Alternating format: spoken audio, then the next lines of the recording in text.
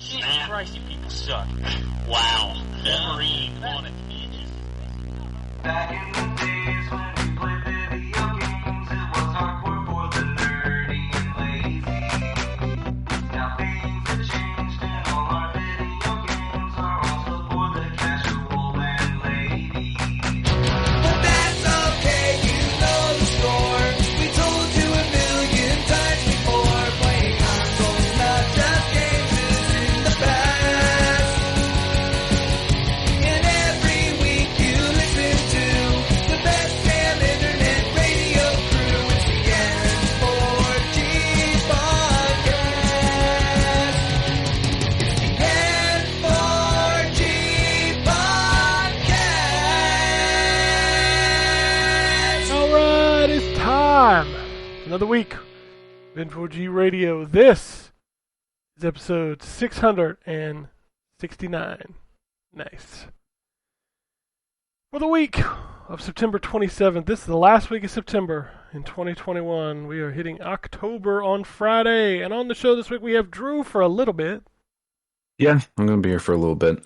Before I even start, I do want to mention, I know, Ken, you mentioned it in a joking manner last week. I am going to sincerely apologize. I know that past 2 weeks, I have spoiled the ending to a video game that was new, and I was called out on it, rightfully so. And I do apologize for doing that. I know I should not have done that, and just because I didn't particularly like the game doesn't mean I should spoil it for everybody else. So I'm going to do better, and I'm going to make sure not to do that again. So I feel very sorry, and for the person that did call me out, yes, I was being a jackass. It's okay. I was a jackass, and I'm going to try not to be anymore. I feel like we just So there we go. I feel like we just had one of those moments where somebody got canceled on Twitter, and you're making the apology. I mean, I'm not canceled or anything No, like I that. know. But yeah, I mean, yeah, it's a dick move, and I really shouldn't. I shouldn't do that, even though I'm trying to make a dumb joke, and it was a dumb joke. And To be you fair, don't play that game, man. Like, I mean, it's only a couple hours, but like, there's you so know many what? better games that do the same thing. Please, just Regardless of what I think of the game or what we may think of the game, other people out there may still want to play it. You're right. So The only time I've never felt, even that game, I wasn't like, I didn't hate it as much as say like, and I know people hate when I bring this up, but Disaster Report 4, where like, boy, I talk about a story that just does nothing. Don't play that, because that at least this is something that's readily accessible price wise, and like if you have Game Pass, like free. Disaster Report 4, they wanted like $60. Go fuck yourself. No. So just to be clear, I understand and I do apologize, and I will do my best to not do that again. So just to get that out of the way.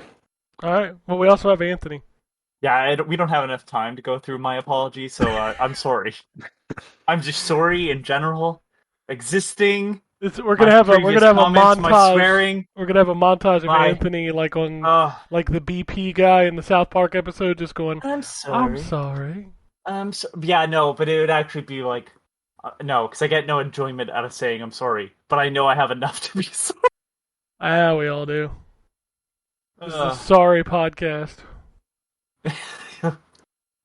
Anyway, we're going to jump into video games. Drew, I am holding this episode for our embargoes tomorrow morning, so this episode will not be live until 11 a.m. Your embargo and my embargo. So Really? So I've seen people playing this game, though. yeah, the physical versions are apparently out in the wild. Okay. All right. Well, I am embargoed, but I can talk about it, and I would like to talk about it because the game in question is called In Sound Mind. I'm reviewing this game. In Sound Mind, I said it in our little chat that we have. This game feels like the Call of Cthulhu game that should have been Call of Cthulhu. So I talked to the go PR guy and had him send over another code so we could discuss it over the next couple of weeks, and I started it up. Yeah. I have only made it to the point where I got the elevator button, so I'm only like maybe 20 minutes in. Yeah, you're not far at all. Yeah, but what I've played so far is, man, it's a weird game. For a game that is only rated T for teen, somehow they still manage to creep you the hell out. I played the demo of this, one of those Steam demo things, which it's still, the demo's still live on Steam as we speak. And man, I noped out of this. It was creepy as hell. This was the game where I was talking about, like going down a hallway and the mannequin like peeked around the corner and stuff, and I was like, yeah, we're done. So I can't do mannequin shit. Man, it's like the mannequin stuff is actually really cool because the mannequin is actually a good guy in this game. Oh, I fully understood it was pointing the way and stuff, and I was like, yeah, I don't really give a shit. I got some serious Soma vibes in the hallway where the thing is walking back and forth. Yeah, they definitely have that. The difference is that you can fight back, which is great. Well, I couldn't then because all I had was the flashlight. True. You have to get weapons. You get a weapon in the first area. So, because I don't think this is a very long game. I feel like there's only probably 3 major areas in this game. And but I really want to talk about one of them because I have never seen this done. But I was like, this is the most imaginative game I've ever played, it feels like. So you're basically playing a psychologist who is going back through the old tapes of him interviewing his patients. And you basically go into what this person was thinking when you listen to these tapes. So one of the first areas you go into is like this old dilapidated supermarket. And it feels like each area feels almost like its own confined little Raccoon City Police Department. So it's like you have your own little hub where you're going to be, all right, so you kind of like memorize this location. I know where this is. Okay, over here's where the cash registers are, this over here, and I have to constantly go back and forth kind of thing. You're picking up items, using them at other places, that kind of thing. What they do is they play into the story of the patient's psyche, and that is what you're seeing. So you're going through this dark, dilapidated supermarket with these ghostly women floating around, which is basically the person's psyche. The woman had an issue with her face. She was scarred badly as a child, and she had to deal with it, and she went to this psychiatrist for this reason.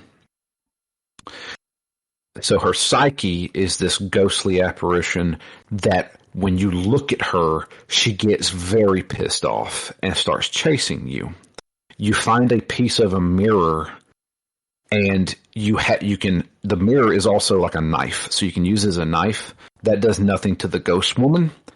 So if a ghost woman is chasing you, you hold the piece of glass up in front of you and look at it a la Medusa. So you have to turn around and look at her through the mirror because she hates seeing her own reflection, and it makes her run away.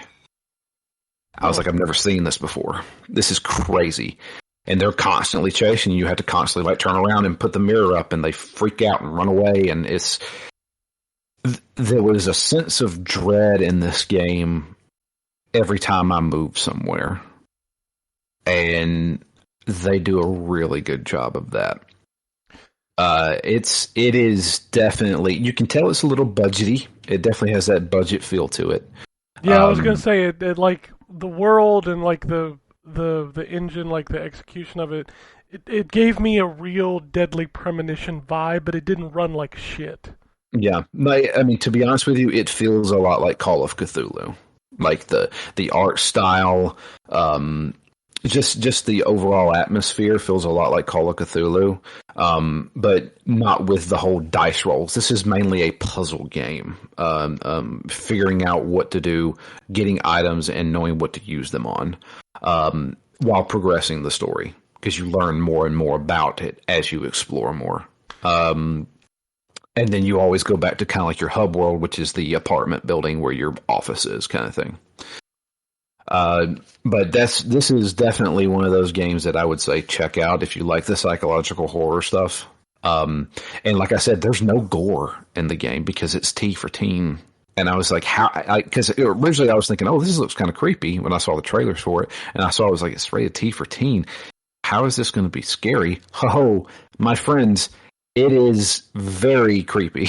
They do some really good stuff with sound design. They do some really good stuff with like I've never imagined having to hold up a mirror and look behind me in the mirror to scare something off, kind of thing. They do some really cool stuff there. I think this may be a sleeper hit. Like, it's not going to be on. I don't know if it's going to be on anybody's Game of the Year lists, but it's definitely one of those.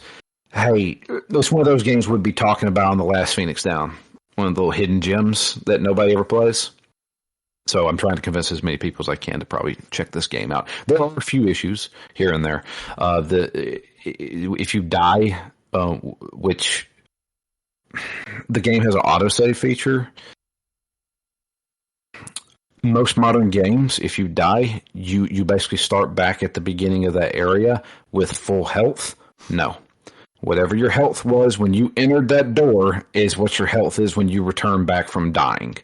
So I'm in a hallway with 3 of those dudes running around. I only have 50 health. I'm back to square one. I have to do this kind of perfect, or go by the seat of my pants kind of thing. But there's a few issues here and there, but this is a solid experience, and I really think people should check it out. So, I'm looking at this, and I think one of the hurdles to this game. This is this team's first game, by the way. That's impressive. First full game, I guess. The way they've done a bunch of mods before. Was this a Kickstarter game? No, I don't think so. Know about that. No. Okay.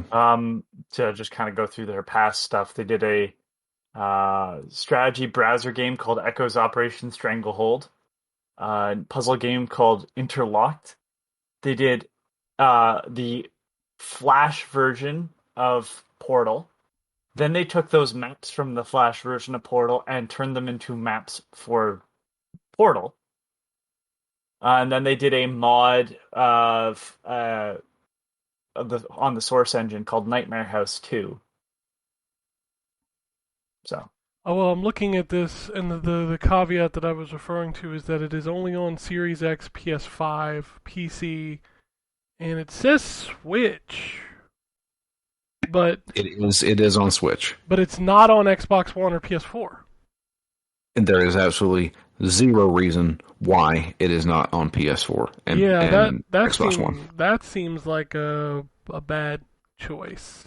Because this game is not graphically intensive at all. Yeah, and putting it on consoles that people can't even buy right now, but not putting it on the previous consoles of which there are, 200 million of out there seems. Yeah. Everybody's got a PS4. Yeah, this seems weird. It is strange, but I mean, if you got those consoles, if you've got a PC, I guarantee you, my PC from 2016 will play this game. I don't have as much faith in the Switch. My PC, while having newer parts, of course, but it is not a. It's not a PC that you would go, yeah, I'm going to play a ton of games on that with. It ran the demo just fine. Yeah. So I highly suggest this to anybody who is big into psychological horror stuff. There's literally a demo. Yeah, try the demo. Try it out. All right. Yeah, I'm going to play some more of this. This seems cool. It's cool. You may get a little frustrated, especially if you die and you realize, oh, I still start with no health. But you can get a firearm, you can get a gun, you can get a handgun in the game. You have to find the parts for it first. So I found one already. What's that? I found one already in the laundry room. I found the base of the gun. Oh, the one behind the. When you put the fuse in and make the washing machine go, yeah. Yeah. So guess what? I fixed the elevator first. I don't have that fuse. Oh, Yeah. that's no bueno. No bueno. I have two parts of a gun that I can't use, so I'm still sticking to my melee weapon, unfortunately. Yeah, I haven't found a melee weapon. I ran across 3 or 4 things at the beginning that were like, I could probably break this. I'm like, well, give me like a crowbar or some shit, and I'll break it. You get when you get to the supermarket, that's when you get your first melee weapon. That's where you get the piece of glass, which will allow you to cut the police tape. It'll also allow you to break the boards on doors. So it feels a little bit like a Metroidvania in that sense, where you're running into a whole bunch of areas that you can't get to right now. But if you progress the story, you get something from that part of the story that you can then use in the hub world. Video games are so stupid sometimes. Like, you can't get past this police tape until you get a piece of glass to cut it. Like, so you're telling me I couldn't just lift the fucking tape? He comments on that. He does say, he said, that is some really strong police tape. It's because this whole thing is like psychological. Sure. I mean, it's so different than the Resident Evil. Like, you have to have the key to open the door. Like, why don't I just break it the fuck down? Yeah, I have a gun. Shoot the lock. Yeah, I don't understand the problem here. Video games. Some of them can't even jump. Yeah. But everybody, Ken, I know you already got it. Anthony, you'd love this game. No, I won't, because it scared the shit out of me. How did Resident Evil 2 not scare the shit out of you, but you loved it? Dude, there's 2 different types of, like, being scared. I do not like the concept of, like, at any second, something's gonna pop around the fucking corner and scare the shit out of me. Hate that. Hate it. But the dread of knowing something is coming for me, love that feeling. You get that in the supermarket, man. Because the women's hum, and they well, then maybe I'd stuff. like part of it, but the sure as fuck, the mannequin around the corner moving and then like pointing directions, I was like, absolutely stop doing that. I swear, but Mannequin is great in that game because his name's Dave. And he helps you out Dave can constantly. Dave constantly helps you in this game. It's awesome. I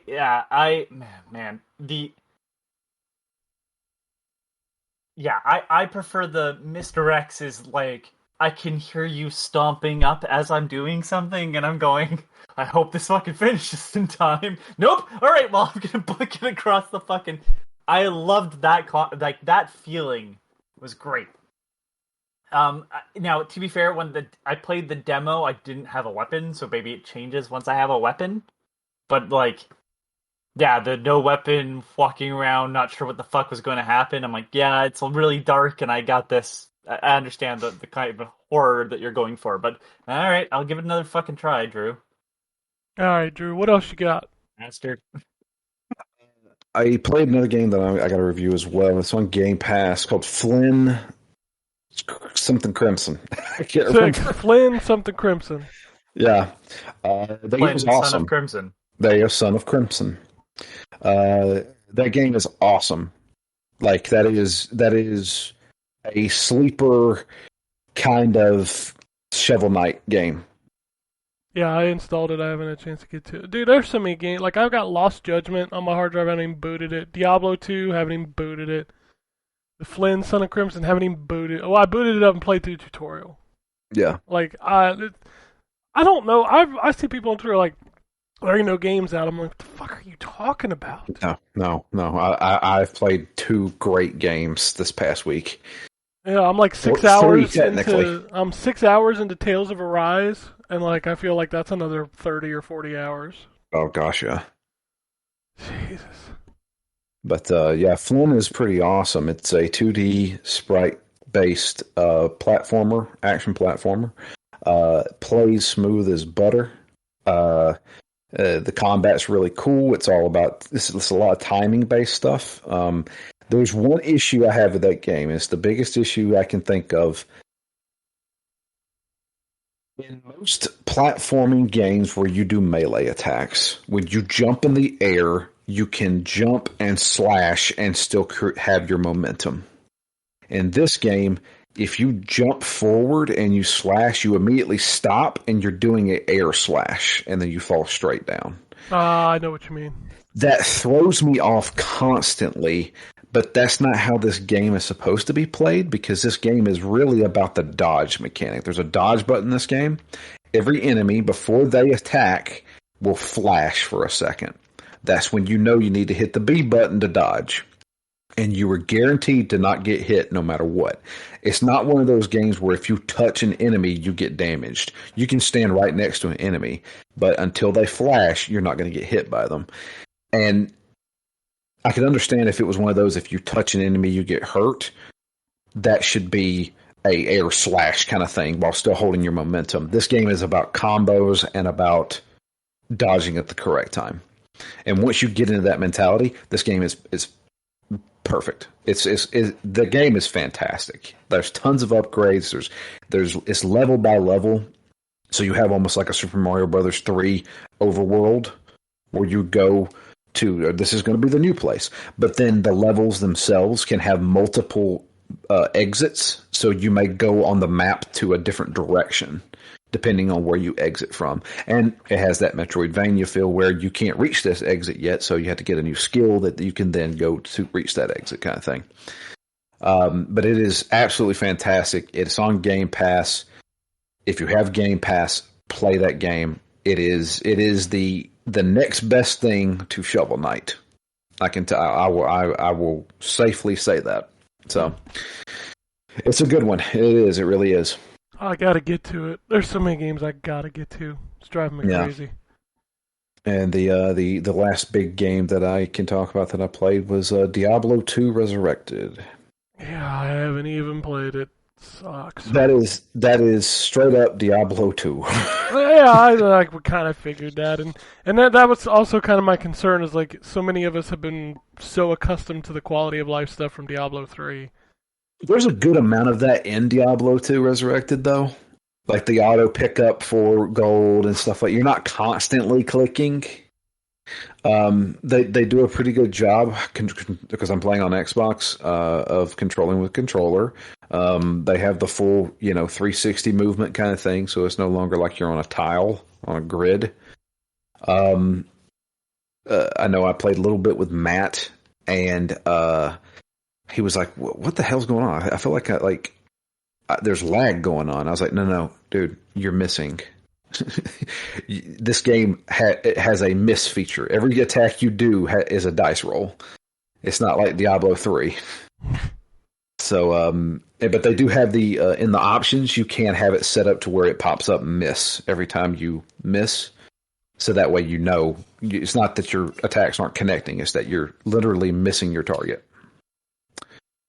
But yes, it's classic Diablo 2. Everything I remember from it's there. Looks pretty decent. Yeah, I mean, it's been a long time since I played Diablo 2, but it felt like I was riding a bike again. Yeah, I mean, I will play it eventually. Yep. What class are you going to go with? I don't know. Do you even know the classes in the game? Yeah, I mean, it's got a lot of the stuff from the previous ones. Or the ones from Diablo 3. I know, like, the Necromancer's in it, and the Amazon. Yeah. I think it's Rogue is what they call it in this one, and Assassin. The Sorceress. Like, I know, yep. But you can't change sex in this one, can you? It's all predetermined. No. Yeah. You play as the Assassin's always going to be a female. The Sorceress is always going to be a female. Yeah, that's what I thought. Amazon, same thing. Yep. I'm playing the Paladin. Ooh, fancy. Mm-hmm. I just watched an episode of Young Sheldon where they were playing D&D and the guy didn't know anything about it. It's like, what's a paladin? It's a warrior of God. Yeah, that's exactly. Hold on, no, let's not pay. Why were you watching Young Sheldon? I like that show. Eat a dick. Here we go. I watched all of the Big Bang Theory and now I'm watching Young Sheldon. Big Bang Theory. Let me tell you about Big Bang Theory. No, I don't want to hear about it because you're just going to complain. No. How about, dude, it's the easiest thing ever. Fucking, how do you fuck this up? I got my N64 from my mom. Oh, she included my memory card so I can pick up Mario where I left off. You know, that game that needs a memory card, Mario 64. Oh my god, would you stop? Was that actually in the Yes. Yes, it was in the show. Yes, there are some things that don't They need have to be in there. scientists on set, but they refuse to have one fucking nerd. Get fucked. That show sucks. I like that show. Watched every episode of it. Without the laugh track, you wouldn't enjoy it. I mean, people get online and tell me about all these shows that are amazing, and I watch them. I'm like, this shit sucks. And then the shit I watch, that's how I feel about you know, and that's fine. But you know what? Your opinion of The Big Bang Theory is not exclusive to you. Everybody seems to hate that show because it insults their nerddom. But then they get online and they're like, "Hey, tell me about the sports ball." Yeah, well, I don't write that either. No, but like, fuck all those people. They want to make fun of one thing, but they want to get mad when their thing is, you know, whatever. I don't care. When you said nerddom, it sounded like Master Betty. Nerddom. Like Right. what the fuck you like and get the fuck over it. Don't go online and complain about everything else. Jesus. Anyway, so is that it for you, Drew? Yeah, pretty much. I mean, I played some Overwatch. I watched the Overwatch League grand finale. I didn't. And- I just looked at the changes on a card on Twitter. Holy crap! Yeah, yeah. I pulled for Atlanta Reign, but man, they had them in the first half. Not gonna lie. Did you see the changes to the two characters? Yeah, I did. Overwatch 2 is going to be a fucking weird game. Overwatch 2 is not going to be Overwatch. Sombra sounds like a fucking beast. Nightmare. Yeah. It sounds like a nightmare because I will never play Sombra. No, but I will the people play who it. are the people who are really good at her are going to fucking murder. Yeah. Jeez. So, I mean, I like how Ryan's got 2 fire strikes now. Bastion has and- an airstrike. Yeah, Bastion has an airstrike. He also, what they didn't show off was the fact that he actually has a new ability where he shoots a grenade, That sticks to people. this sticky grenade that can bounce off walls but also sticks to people. What the fuck, dude? And he can now move while in turret form. I saw some asshole like, I'm still not convinced that Overwatch 2 is not just a patch. I'm like, you don't realize the game changing. Like, you don't play the game. Like, I get it from the outside if you don't understand it. But, like, that's not a patch. That's a fucking different character almost. When I watched that new map, did you watch the pros play that map? No, I did not. Okay, so they played one of the new maps. They played Rome, Okay. which is a completely different style of map. It's called Push. Oh, so the where- big robots? Yeah, the robots. Yeah. I've seen that. Like, when they first showed off the game, that was the first mode they showed off. Yeah, so not only is that weird and not really Overwatchy, but the way they're changing just the entire game, like with one tank, and now the tanks are almost like a really big DPS character.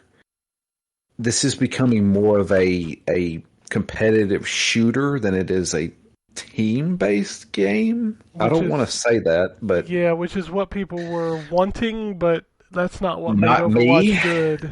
yeah, but not me, because I'm not good at killing people. I'm good at protecting my teammates, and I'm good at healing my teammates. Yeah, it's all about the team Oh. balance, and if it's just going to end up being a shooter, I might fall off.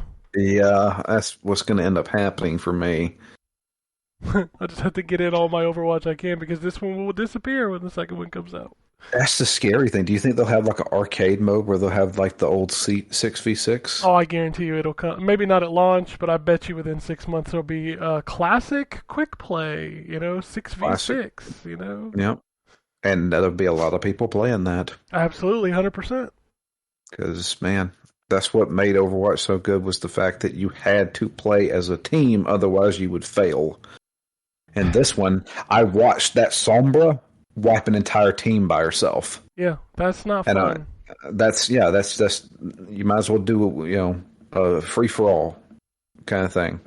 Yeah, like I was in a match this weekend and we lost a player after round 1, and it's just like we were You're screwed. Well, we were good, and like we held our own, but it's like at some point you're like, you just can't win 5v6. You can't. No, it's over. So I don't want to be able to have one player take out an entire team because they're just ridiculous. Yeah. Yeah. So, Absolutely. I don't know. All right, Anthony, what are you playing? Okay, so this week's been a mess because I was put on days, and I usually work nights, so that's always fun. Um, I did play. I don't know why I did this to myself. I started up Breath of the Wild on the Switch Oh, because man, I really wanted to just pour time into that again. it's so Um, good, but I don't know that I it can is. ever It is. play it again. It is. I wanted something. Here's the irony. I wanted something that like was gonna take a lot of time, and I could just kind of wander. So I'm also playing Biomutant. I mean, which both of those games are very large worlds of green grass. I find that while not identical, it's not a clone. I find that Biomutant's probably like the closest thing to Breath of the Wild without kind of just being Breath of the Wild. If that makes sense. It shares a Because lot of DNA with Breath of the Wild. You could tell the people that made it loved Breath of the Wild. yeah, so it's how do I start up this conversation? The character creation is like pretty silly, but kind of not necessary almost because I feel like other than it just giving you starting equipment, you end up really building your character as you level up. Yeah, Um, it's more about how they look and what you start with. yeah, and you won't see your character once you start getting helmets, so it really doesn't matter. I picked a rat-looking character with goofy buck teeth, and I was like, "This is exactly what I want to be." What's even funnier about that is how serious like the conversations are, and you just see this fucking buck tooth monster. Oh, they say they've seen you before. Yeah, like all right. Um, yeah. So like, what the reason why I say they're so similar though is because it just kind of just put you into the world, and yeah, it gives you a nudge in the right direction. There's clearly things you have to do before you can kind of explore further on. I'm still basically only in the first section, of the game, and I've played for 20 hours. Have you sided with a faction yet? Oh, yeah, that's done. Okay. I mean, it gives you. I think my biggest complaint is the morality system in this game is so. And when I say black and white, I mean like not only moral black and white, but literally the game black and white. Like, because it feels very black and white from Bullfrog sort of thing. Um, I get it. Every choice has consequences and stuff, but like it locking out powers that really don't seem any worse doesn't make any sense to me. It just makes it annoying because like it just kind of locks out what you can do right away. Again, it's not a necessary thing for the game that but the reason why I say it plays like Breath of the Wild, it sets you into this world.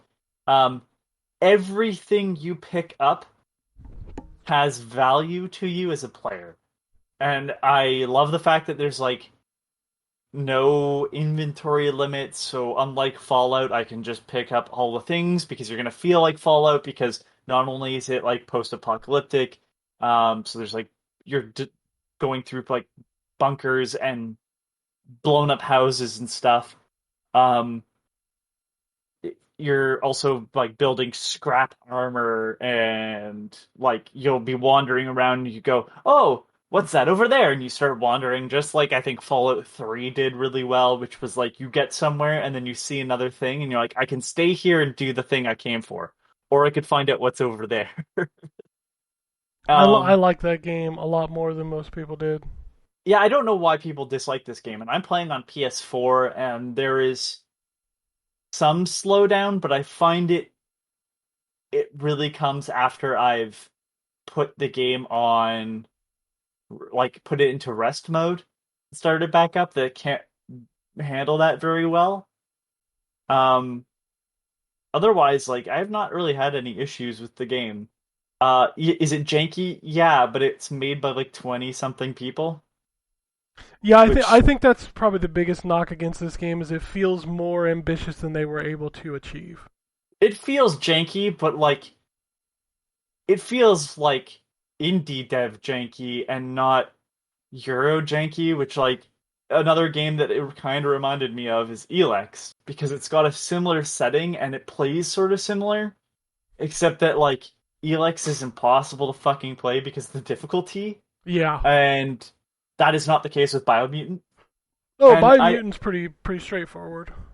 and I don't know, there's just a lot to this game that I love. I love that like they you're clearly using human technology, but it has a different name because why would they call it the same thing? They call it based on what it does, so it's like they call microwaves like spark starters or something like that. Yeah, Like I love the descriptions of the items in the world because they sound like what was that the Cloud Atlas movie where the dialogue in the one sequence was like it sounded like a kid made it up.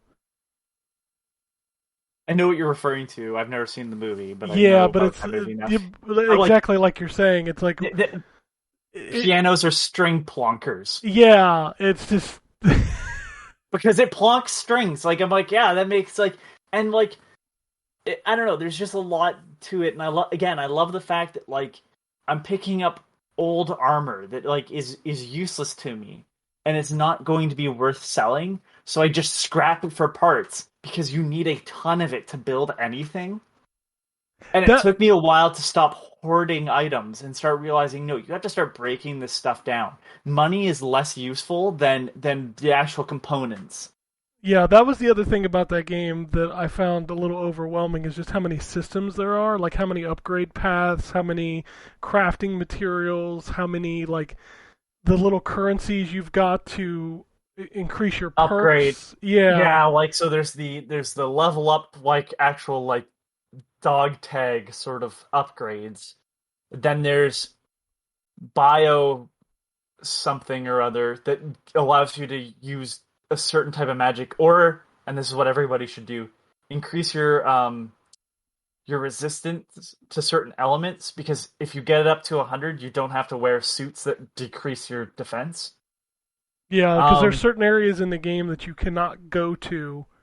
heat lack of oxygen, heat, which lack of oxygen you need to have a suit for because there's no way to um no way to get around that. But there's high heat, biohazard, radioactive, and cold. And so like you can build up your resistance to that by leveling up. And I don't know. I love the way that they show you the background of your character through memories and the way that your little robot pal, which is like a little grasshopper, although you can change the look of it, um, like gets upgrades based on like your memories and man, there's just so much to this game and like I'm just doing side quests because like it gives me some materials and they point me in the directions of places I haven't been and it'll tell you if you finished an area with all the rare loot so you don't miss anything. Like there's just all these small things that I'm like this is a really good game and I'm like only 20 hours in, which is so absurd to say. I love your little boat that you get that you can just call at any time and it raises from the water. Yep. Um That's not the only vehicle you get. No, I know. I've seen the other vehicle, but I need the oxygen suit, and it's going to be a while before I can get that. Um, you can also get like animal mounts that you can ride as another animal, which is kind of weird. But I like fighting like you fight a lot of other like mutant animals, but then you fight things that don't look like anything. And that's when that game gets really weird because I don't know what it is, and like it's got a really weird but like environmental message too, which I didn't expect from a game.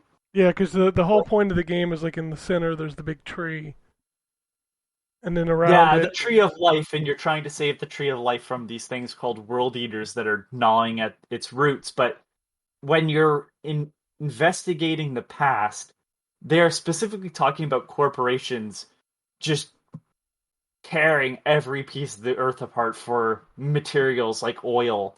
And I got to a point where it was like, this is all junk. And it's like, yep, they didn't.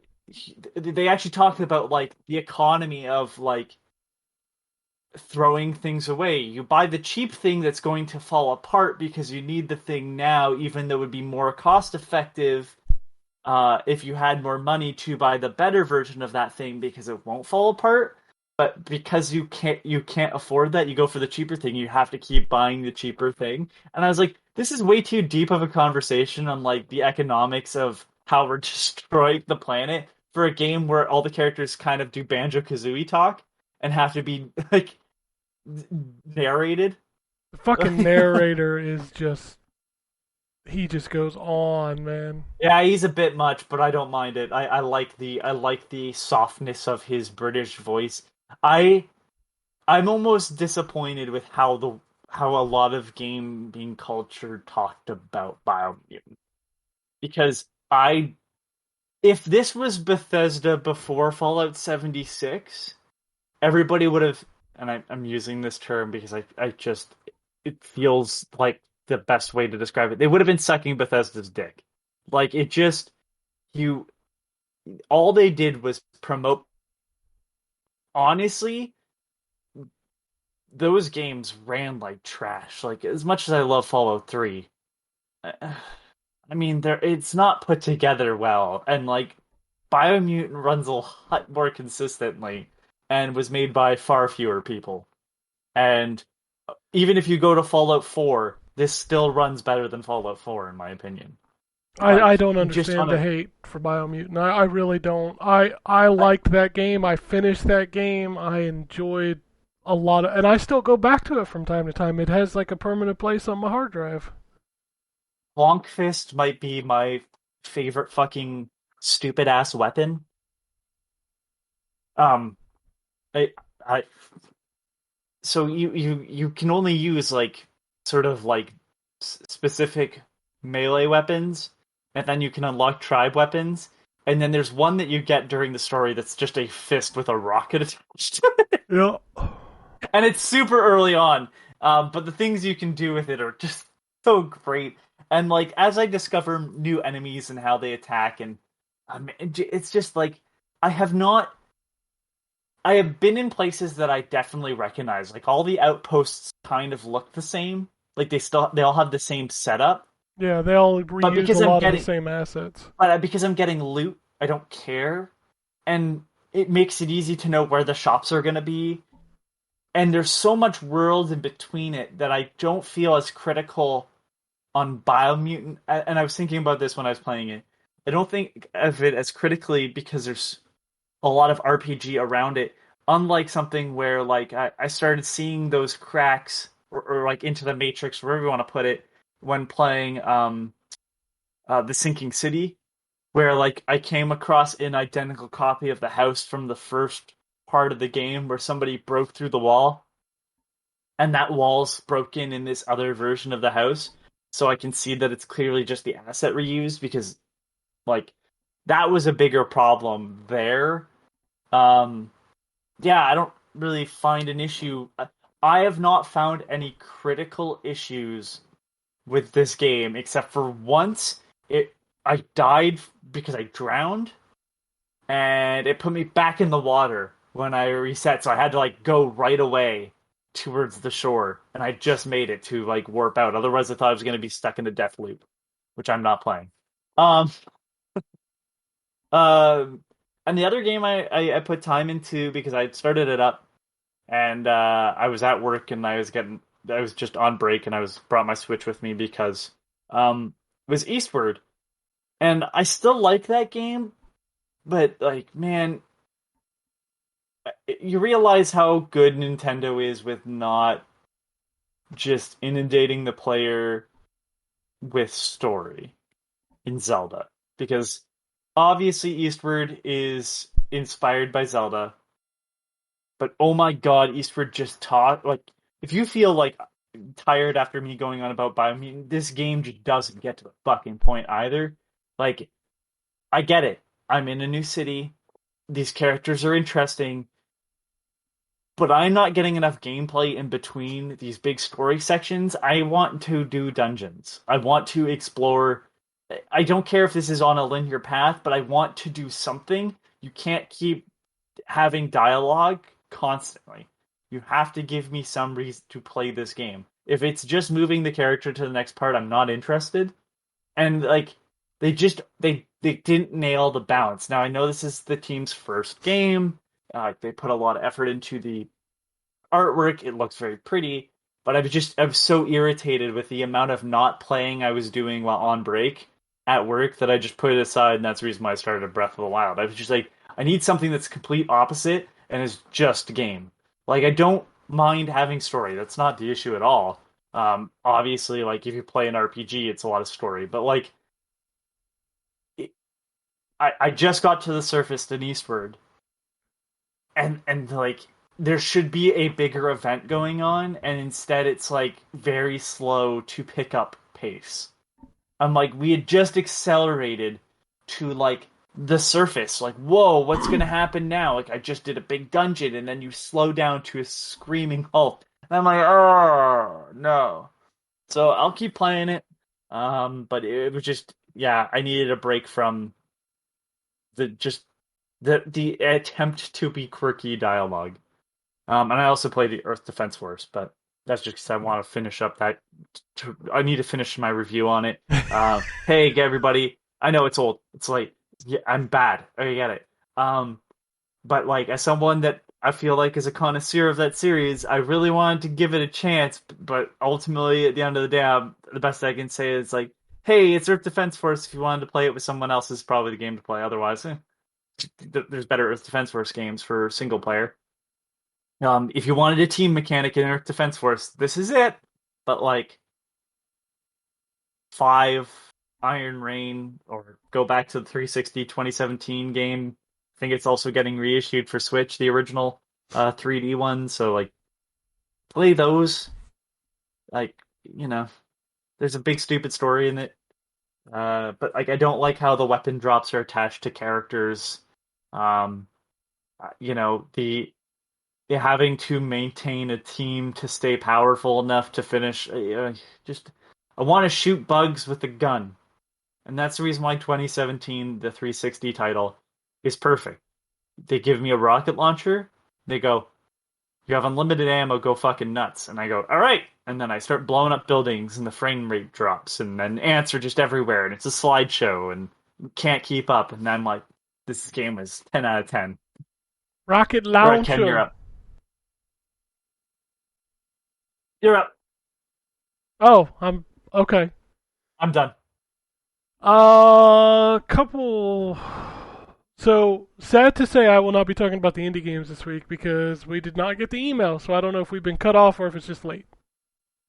Fine. Stay tuned. It's about time. You're really sad you can't play Ratalaika jams. I am actually sad because I wanted to play Crisis Wing, and I'm not going to buy it until I know whether or not we're cut off or if we're just running late. So I think that was the game that I was like, okay, and it's only $6, so if I have to buy it, not a big deal. So I did have one experience. I'm working on. So somebody reached out to me a while back and was asking about like entertainment centers, and just as kind of like a goof, I was like, yeah, sure, send me one, I'll review it. And fuck, they sent me one. So what's that? I just said fucking hell. I know, it's just like we get these emails all the time, and a lot of times I'll reply and we don't ever hear anything, blah, blah, blah, whatever. But this guy is really cool. He got me the entertainment center. So it's designed for gamers, and the way it's designed for gamers is like it has like really good like spots in the back for the cable management, and then it's got like LED lighting. So I got that this week. I put it together, which damn near killed my 40-year-old ass because I did it by myself. And then realized that the remote for the LED lights was not working. So they're going to send me a replacement remote, and then I will talk about that and write up some stuff. I did tweet out some pictures of the kind of in progress. I have to say that ever since buying that OLED TV, like it makes me, like it kicks my anxiety into overdrive every time I have to move that son of a bitch. Like, it's so fucking thin. I don't know if you've ever seen an OLED TV, but it is literally like 2 centimeters thick. How big is it? 55. Have you ever tried to move like an 85-inch television? Yes, Anthony. I had an 85-inch television that I got rid of earlier this year. It's a fucking nightmare. It ain't shit compared to moving what's the biggest I ever moved? Like a 30-inch tube television? Yeah, no, that's because those are. I'm talking like Awkwardness, the 85 Awkward. inches is Yeah. bad, but that thing is can't not do heavy it at all. alone. No. It's not that it's heavy, but you feel like any second you're like, this is gonna fall because the weight is not. Yeah, like, because you doesn't make can't. sense. If you've ever tried to move an 85-inch flat screen by yourself, you're a damn idiot. Yeah, you touch that thing for 2 seconds and you go, yeah, never mind, this is a bad idea. Yeah, you're like, this isn't heavy, but there's no way in hell I can balance this thing. You're gonna look like Norman Reedus in fucking Death Your Stranding. knee right through the screen. Yeah. So yeah, that was my fun adventures in building things this week, which I enjoyed it, but I was certainly like my arm was sore from those fucking what do they call them, Drew? Those side screws that you put in the screw at the bottom and then you slide it in, then you have to lock it. It's like the locking screw thing. Oh I don't know my what they're called. God, I hate those things. I hate those things. It's always in a place where you have to like bend over in a dumb way. Yeah, and like it never latches the first time, and just ugh. If I ever stand something up, I'll get them all locked in. And if I ever try and stand it up, one of them comes unlocked, and I can't figure out which one it is. But it's now rocking back and forth, and I'm like, well, shit. Yep, and you can't really use a power screwdriver on those things. No, because you'll ruin the damn thing. Yeah, so I had to do it all by hand. So like my fucking forearm was just burning for like 2 days. Yeah, and I hate to tell you this, but you're not really selling this fucking thing. Once I got it up, it's beautiful. But let's be fair, putting together any piece of furniture is a giant pain in the ass. It's true. See, I don't think it's the entertainment center that's the problem. Sure. Oh, yeah. Well, it's because I'm We're old. We're old Yes. as shit. That's the problem. Like, I literally was like 2 days into like the pain, and I'm like, how am I still sore? Oh wait, I'm 42 years old. That's why I'm still sore. You stay broke. That's the thing. Yeah, pretty much. Once you hit a certain age, everything just breaks and it stays broken. I forget the comedian that told that joke, but he was like, how do I rehab my leg? And it's like, well, you don't. Yeah, that was Sinbad, my friend. Yeah, he's like, it just broke. It's just gonna hurt. Like it ain't gonna heal at this point. I think it was if I was 20 and I broke my leg within 2 weeks, I was back on my foot. Now it just stays broke. Yeah, it's just what's wrong with your foot? Well, it's been broke. It's just broken. I broke it 10 years ago. Yeah. It's just stayed that way. Yeah. You see these like athletes that are like, oh, I'm out for a week because I broke my arm, and you're like, what? Mm-hmm. Dude, let me tell you something, because I've been dealing with this for the past 3 weeks. Sciatic nerve pain. If anybody's ever experienced that, they know what I'm talking about. But imagine somebody stabbed you in your lower back with an ice pick and then ripped it all the way down your leg. Because that's what it feels like. I don't like being old. I don't either. My body is just like, fuck you. We're not doing that. It's telling me no. Oh, shit. But no, I actually like it. When we talk about the 85-inch TVs, I had an entertainment center that would hold that. So it was like eating up 90% of my office space. So it was nice to get rid of like a lot of unneeded space. So I'm enjoying it so far. Plus it's white. So like I don't have to dust it as often. I thought about that. Because you get black furniture, that shit just cakes dust constantly. So, anyway, video games. Since I did not play indie games, I tried to play a bunch of other stuff. But like I was mentioning earlier, like I've got Lost Judgment, Diablo. I got a bunch of stuff sitting on my hard drive. I haven't even booted. Like I have not even played those games. I did play. I'll save the embargo game for last. But I did play. I picked up Kena. Is that how you say it? Kena Bridge of Spirits. Kena Bridge of Spirits. I thought it was Kena, right? I thought it was Kena, Because I thought Yeah. the Twitter feed come out and said, you pronounce it Kay in whatever, but Kane. I don't know. That game is really good though. If you've got a PS5 or a PS4, and I think it's also on PC. That is one of the most predictable like action platformers I've ever played. But God, the production values are so high in that game. The visuals are absolutely like just stunning. Um, I'm really enjoying the story. It's very much like a Spirit of the Forest kind of story where you're going around collecting these things called rot, which are like these little. I don't have a better description other than it's kind of Pikmin-ish, where you collect these little guys and you can send them to do things like pick up objects or distract enemies or collect health or they are actually used. So the forest is like overtaken by this bad stuff. So think of it like the forest is usually green, but now it's all dark and gray because of this gunk that's all over like the ground, and you can use these guys to clear the gunk, and then the forest becomes green again, and that's kind of the progression of the map. The combat is very much. I don't like to say this word, but it's kind of Dark Soulsy, but it does have a like difficulty setting. So if you play on normal, this game's probably going to whoop your ass. Like it's hard. It's very hard. You've got a light and a heavy attack. You've got a dodge. And over time, you will eventually collect powers like the ability to shoot an arrow or dash forward when you're jumping and things like that. But I mean, it's kind of a boilerplate, just action platformer, but it's just really, really good. Like it's amazing that this is this team's first video game. They are a studio that used to do like CGI movies and shorts and things like that. So you can really kind of see their value there when you look at the visuals because it looks so good. But then actually the gameplay is really good for their kind of first effort. So I definitely recommend it. It's not going to wow you in what it does, but it is going to entertain you in what it does. So you're not going to see anything in this game that you've never seen before, but they do execute everything really well. I was trying to think if there was anything else. I played In Sound Mind, which we talked about. God, was there anything? I checked out Sable, which kind of reminds me of Zelda meets Journey. It's got a really cool look to it. It's on Game Pass, Drew, so you can check it out.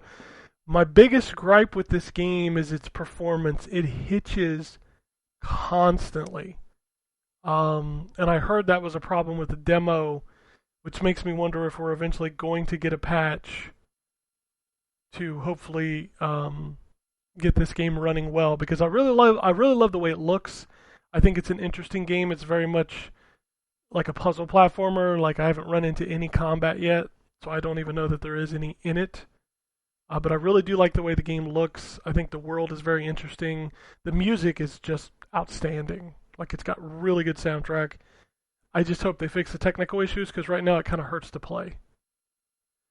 Oh, I also started a playthrough of Aliens Fireteam with my wife. She wanted something for us to play together, and I had not finished that, so I started playing through that. I made it to the Prometheus area with her, and that game is pretty much what it is, and it doesn't change a whole lot, but it is nice and fun in short bursts. So I've been playing through that, and I've been enjoying that.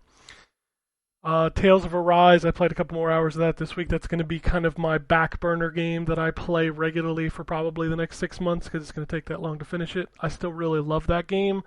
I think it feels like my Blue Dragon of this generation. Like, I like it that much. So I think I'm going to finish that one up. You got chicken steak now?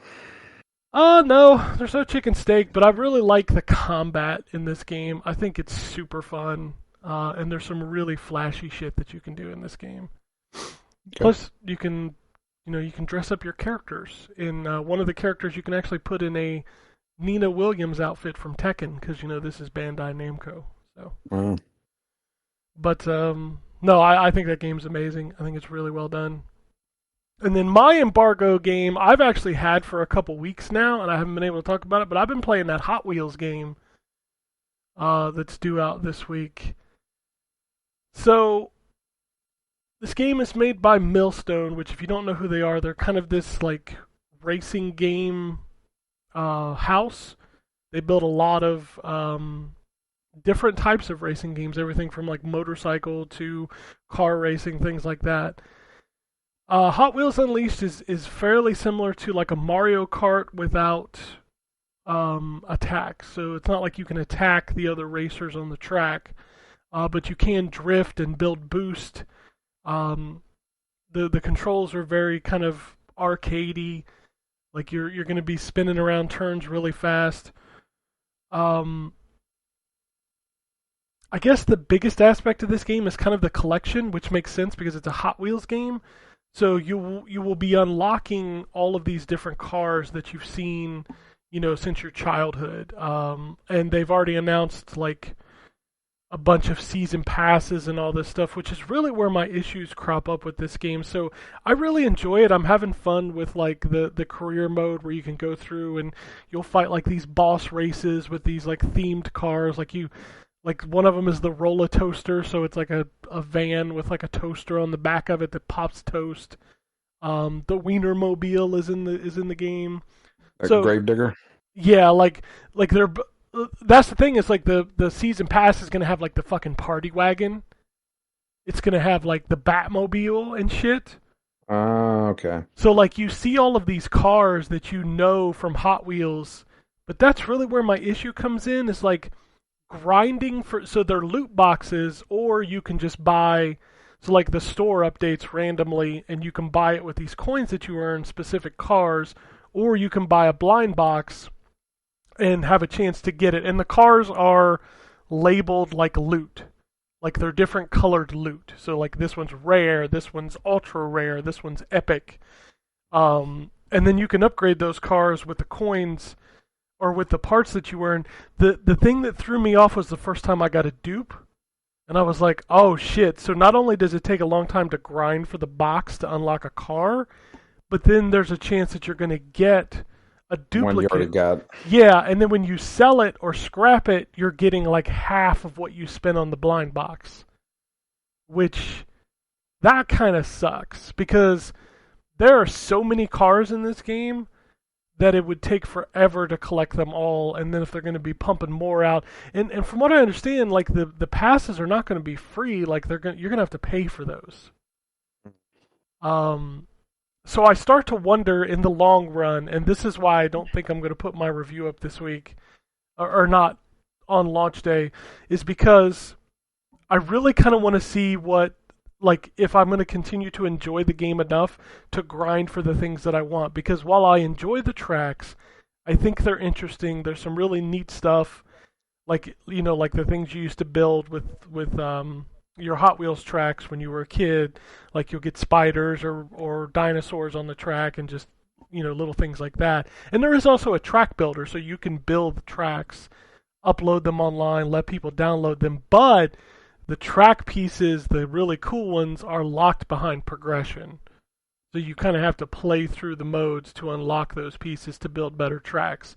So I kind of want to continue to play to see if the grind versus progression continues to feel as oppressive as it does right now. Because right now I'm already like, I'm not getting enough reward for what I'm putting into the game to drive me to play it, which sucks because I really enjoy playing it. It plays really, really well. So I kind of want to spend some more time and see how that kind of pans out. So, but no, that's out this week, and I've been playing that for a couple weeks. So, I was trying to remember if I played anything on Switch. No, I played a little more Cruisin'. Cruisin' Blast is still awesome. If you haven't played it yet, I definitely recommend it. PlayStation-wise, I did play Death Stranding. I haven't finished my review for Death Stranding. So I started a new game just to see kind of like how the onboarding is, and it's pretty much identical. There's a few new things, but a lot of that new content that looks really rad is once you've kind of gotten pretty deep into the game. So you kind of like I had a I had a save So I was able to jump in and kind of see a bunch of that new content. It kicks off a bunch of missions and orders that you can go do to do that new content, which was nice. The transfer save process is kind of a pain in the ass. So Anthony, I know you played this game. In order to transfer your save, you have to go back into the PS4 version. You have to go to a place where you can select orders. You have to cancel all of your orders that you currently have, and then load up your watch and go in, upload the save to the server, then load up the PS5 version, go to the save transfer, pull it down. It gives you a bunch of warnings about stuff you're going to lose, and then load it into the PS5 version. And it just is kind of a pain in the ass. That sounds like a fucking nightmare. Yeah, it was not fun. But I was able to bring everything over. I did check out some of the new content. I think that game is still amazing, and I think if you haven't played it, the PS5 version is certainly the definitive version that you should play, because that new content is awesome. I love having the little robot, carrying my shit for me. I love the catapult. That's a cool thing. It definitely has like those Metal Gear VR missions in it, which are kind of neat. I love that, like you can revisit all the boss fights now just by looking at the figures. Like, a lot of really cool stuff has been added to this game, and it was neat to go back into it. Also, can you really just appreciate how good that fucking game looks? It just looks so good. Man, it looked really good on PS4. Yeah, and seeing it now, like in the like a little bit higher resolution, that's a good looking video game. And also no loading. Like, the loading is so fast on the PS5. It's awesome. Had a PS5, I would pick it up. I know, but it's impossible to get a PS5. Yep. But that's funny because like the Series S, I just like fucking just randomly bought one. I wasn't even looking for one. I just bought it. Nobody wants one of those, Ken. I know. It's crazy. That is a monster little machine, though, Drew. I gotta admit. I'm sure it is. I mean, I've got a Series X, so I have no need for a Series S. Well, I didn't either, but, we were going to put one in the living room so my wife and my son could play games, and the Series S was perfect. It was, $200 cheaper, and it does what they needed to do. So It's also smaller. Oh, it's extremely small. I've seen it. I've seen the comparisons, but until like you see it in person, it's so fucking small. It's crazy. What is that speaker thing? I mean, it's just where the fan blows the air out. Is that what it is? Okay. Yeah, it's just like the top of the Series X. Gotcha. So, but yeah, that's a nice little machine, and it's been running great, and they've been playing all the games, and like, I was checking out Aliens on it, and it looks pretty damn close to my version of Aliens, which are both enhanced for the series consoles. So, Okay. yeah, it's really good. And I think that's it for me. So let's jump over to the new releases. It's a big, there's a lot of games coming out right now. Well, before you start, I'm just going to go ahead and say I'm taking off. All right, Drew. Well, I'm glad we had you for an hour. Yeah, no, and if anybody has any emails for me, I will try to get to them next week. All right, then. All right. Bye, y'all. Drew. Hi, Drew. All right. So you want to know what's coming out this week? If I say no, can we skip it? Dude, it's one of my favorite parts. What are you talking about? Hey, I just wanted to throw that curveball at you. You hurt I my want to know what's feelings. coming out, but I just wanted to know what your response was going to be if I said no. You know what? I think the ultimate, if this was April 1st, I would have just ended the podcast right there. And just kind of put it who out. says it's not April 1st somewhere? And put out the podcast and see how people reacted to you want to know what's coming out this week? All right. That would have been great. All right.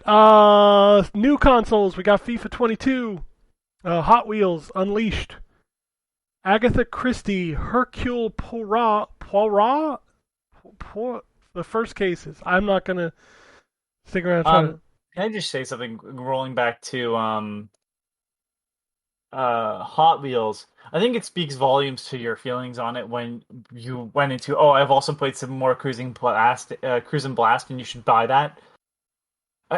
I'm not trying to like put those two in competition, but I do think it shows where what you think of Hot Wheels in comparison to Cruisin', which could be games that are very similar. Oh, absolutely. And Hot Wheels is what it wants to be, which is a grind collectathon, whereas in Cruisin' it's just like, fuck it, let's just race. And sometimes I'm just down for just racing. No. So. Also, that Agatha Christie game looks like a pretty good, like, point-and-click adventure sort of detective thing, which is not a surprise, knowing that it's Agatha Christie, but... Is this the first Agatha Christie to come to the consoles? Because I don't know that I've ever seen one on the console. ABC Murders definitely did. Give me a second, I can tell you right now. Yeah, I don't follow these games. I just know that this is kind of the first time that I've talked about an Agatha Christie game on a console. So the ABC Murders in 2009 came to DS, and then in 2016, which I'm assuming is a different... Yes, it's a different game altogether. The ABC Murders came to PS4, Xbox One, and then Android iOS. Oh, okay. Well, there is one. So yeah. Ghost Runner is getting its next-gen upgrade this week. In Sound Mind, which we talked about on the show. Lemnis Gate, which is another shooter. I get Lemnis Gate and something else confused. Like, they're both multiplayer shooters, and I can't remember what the other game I get it confused with. Fuck. It's that Portal game, the Portal Halo game, I think. I don't remember what it's... Okay. Splitgate. I'm not even familiar with that. So. Yeah, like Splitgate is the one everybody's been talking about. Lemnis Gate is a different... But I think Lemnis Gate is a first-person tower or strategy game or something. Fuck, I don't remember. Too many gates. Open Country. I'm assuming that's a hunting game. A Juggler's Tale. Here's a weird one that cropped up on my radar this week that I was like, you know what, I would play this. Centipede Recharged. And yes, it's that Centipede. Like, I was looking at the videos and screenshots of this, I'm like, I'd fucking play this. Like, this looks cool. Skeletal Avenger. As Divine Saga. Astria Ascending, which is that new game that looks kind of like Final Fantasy style. The one Can we go back to Centipede Recharged? Yes. So, to anybody that's wondering, like, what is it? Because there's been past, like, there was Centipede Infestation, I think, on the Wii. I have it. I don't remember what it's called. This is like, it's Space Invaders Extreme, but for Centipede. Yeah, I love Centipede, so I might check this out. I love the sort of neon look of it. Yeah. Also, A Juggler's Tale, because with a name like that, what the fuck are we getting into? It looks like a puzzle platformer, like Limbo sort of thing, but everybody's a marionette. So they have strings attached to them. What was that one game that was on PlayStation? That's a very vague statement there. The one with the, like, puppet-looking character. Was it the Puppeteer? Puppeteer, yeah. Yeah. Like, that's what I thought of. This is very more moody. I got you. Some more, like, macabre. Not even macabre, but like, the Puppeteer is very, very much you're watching a stage play. This is not that. This feels sort of like depressing by looking at the screenshot. The reason why I say Limbo is because like, or Inside is because of the coloring of it, not so much, and the gameplay of it, not so much the story tone. Okay. Because I obviously can't speak to that from screenshots. Yeah, no, I didn't even know what it was, so now I know a little bit more. eFootball 2022. Phoenix Point Behemoth Edition. Space Revenge. You gotta get your revenge in space. Away, the Survival Series. Kiwi. Bonfire Peaks. And that looks like that's all for the new machines. Now to the old machine. Holy shit, I'm about to bring up a new window. So Kiwi, I watched some gameplay of that. It looks like a far less friendship destroying version of Overcooked. It requires you to work together, but it's not like you have seconds, you have to make a meal. You have a certain amount of time, but there's time to figure it out. Like, and it's not just you start off in a post office, but then it turns into like you're running a haunted house at one point. Okay. It it looks like a pretty good party game if like Overcooked is your jam, Kiwi is something you should look at. Cool. All right, old consoles. A lot of the stuff we've already mentioned is also coming to those, but in addition to that, we're also getting Chernobyl Light, Connect Tank, the first expansion for the Outer Wilds called Echoes of the Eye, Streets of Rage 4, the Anniversary Edition. I'm super excited to check out the next game because you talked about it. Unmetal is making its way to PS4 and Xbox One this week. Oh, finally! I've been waiting for this stupid game to release. It's not even out on PC yet. Yeah, it's out on the 28th, so Tuesday. Oh, the fucking humor. The humor in it is so good. Well, I'm the definitely fact gonna. that you and the terrible Solid Snake impression. He plays Jesse Fox. Yeah, I'm definitely gonna pick this up based on your recommendation because I've only seen screenshots and I'm super interested. It's the guy who did Ghost 1.0 on Epic. Like he has a track record of pretty good games and understanding kind of what makes them enjoyable, and it played like an old Metal Gear game. Okay, yeah, I liked Ghost Apparently 1. coming I to the liked Switch Ghost as well? 1.0. So Yeah, Switch is always last because there's always so many games, so Yeah. I'm sure it's there too. Insurgency Sandstorm, finally coming out. I feel like I've heard about that game for like 10 years. Aeon Drive, which is that speedrunner game. Bonfire Peaks, Doctor Who, The Edge of Reality.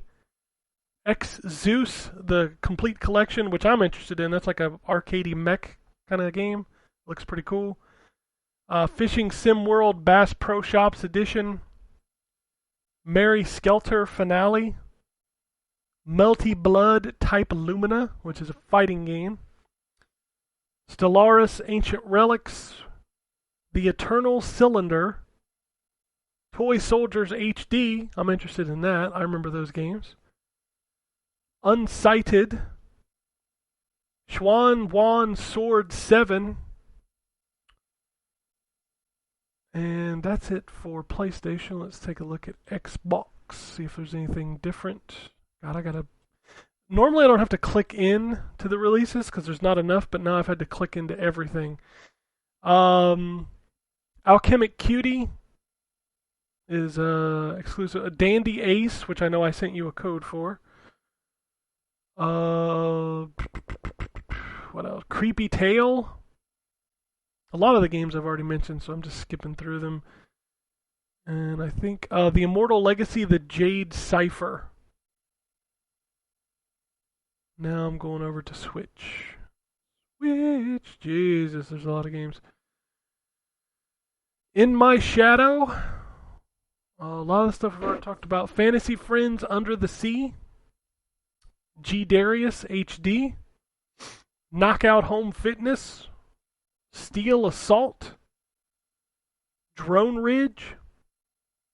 Math Classroom Challenge. Meteoroids 3D. Barricades Revisited. Cabela's The Hunt, the Tournament Edition. Cotton 2, Saturn Tribute, and Cotton Boomerang Saturn Tribute, and Cotton Guardian Force Saturn Tribute. Jesus. The Cotton games are fun. I like those games. Darksiders 3, making its way to the Switch. Death's Gambit Afterlife. Did you die, or am I just talking to myself? I have nothing to say about any of these. Okay. Gear Shifters, Ludo XXL, Minicar Racing 2. Okay, this is a long one. Prepare the First RPG Village, The Adventures of Nyanzu and Kumakichi, the Escape Game Series. That's one game. Okay then. Road Racing, Highway Car Chase, Ronister Adventure, Space Revenge, The Card Battle, Eternal Destiny, The Last Friend, To Weinstein, The Curse of the Red Dragon 2, Blaze and the Monster Machines Axle City Racers, Cole's Word, Doom and Destiny Worlds, Earth Marines, Kyle is Famous, the Complete Edition, SGC Short Games Collection number 1, Sports and Adventure Pinball, Survival Z, and Taco Rito Meets Fries. That sounds like a Taco Bell menu item. Yes, it does. Are we Sounds- going to move into food talk now? That just sounds delicious. Whew, okay, that's all the games coming to the Switch. That was a long segment. But I've got a longer one because I have notes for all the news. Holy shit. We're going to leave the Nintendo stuff for last. Okay, good. We had some complaints there. Blossom Tales 2 was announced. Have you ever played Blossom Tales, Anthony? Yes. Yes, I bought it on PC. I have played very little of it. It's not because I didn't want to. It's just because I need to sit down and fucking do it. But it's basically a link to the past. And they announced the sequel this week, and I'm so excited. I love Blossom Good Tales. for them. I'm glad they did. I'm glad the game got popular enough. And it looks like they understand that people want more of the same thing. Looking at you, Oceanhorn. Right? Oceanhorn 2 sucked. Dude, what talk about just totally not understanding what made you, why people liked your game. Yeah, that game's still like $30+ on the Switch and it's shop. gone on sale, and I've looked at it, and I'm like, You know, the only reason I played it is because I had a trial to Apple Arcade, so Yeah. I played it there. yeah, I figured. Far Cry 6 has foregone ray tracing and instead will focus on 60 frames per second. Yes, yes, and give me more of that. I would much prefer 60 FPS over ray tracing. It's not like those games are gonna look bad anyways. Like, No, that game will look good, especially on these new machines. The new Xbox update went live for the month of September, and it updated the Chromium browser. And the only reason that I bring this news up is because you can now play Stadia games on your Xbox. Okay, nobody cares. I saw people. well, just like I sorry, I had to take a minute there. And I'm still not really sure why the fuck anyone would do that. I don't understand why anybody would bother. I follow a couple people on Twitter who are really big into Stadia, and I'll see they're streaming and they're like, "Join me for a first look at Assassin's Creed Black Flag," and I'm like, Yeah. "Why?" Yeah, look, first of all, let's A first look at a 10-year-old game? I'm good. let's talk about this on Chromium for a second. Sure, whatever, you like Stadia, I don't give a shit. That's up to you. If that's the way you want to play games, God bless. But you're playing it probably on a PC or something, so I can kind of understand that it's an alternative. You have an Xbox. The game is available on Xbox. Maybe just play it Probably for cheaper, or on Game Pass. there. I'm Yeah, gonna start up the fucking browser. to play a 10-year-old game streaming at a lower resolution. That's where I'm like, okay, yeah, sure, I guess you could totally do that. Don't know why you would. I don't even know anybody that has a Stadia Pro. I don't know if you've seen. There's a hashtag on Twitter called hashtag Stadia 100, which is kind of like their thing. And I'm just like, does that stand for how many people are playing Stadia? The Stadia 100, the 100 people playing Stadia. That's just mean. But You know am I there's not wrong? 100. Oh, there's not 100. I got you. Okay. It should be downgraded. Hashtag Stadia 12. Sorry. I am Made sorry myself for laugh. the Stadia fans. You now hate me. I apologize. No, they're not listening to this. That's true. Their internet's being eaten up by Stadia. This next story got the internet a buzz. Crystal Dynamics is now working with the Initiative on Perfect Dark. It's only weird because Crystal Dynamics is owned by Square. Other than that, and I was thinking about this earlier this morning because I knew we were going to end up talking about it.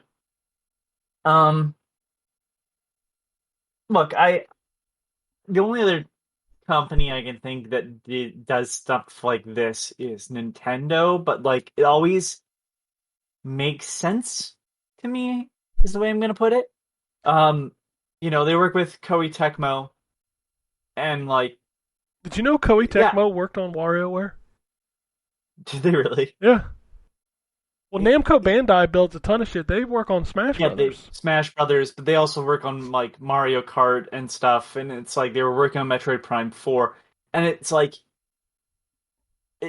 it's weird, but I understand how the relationship starts, I guess is the way I can put it.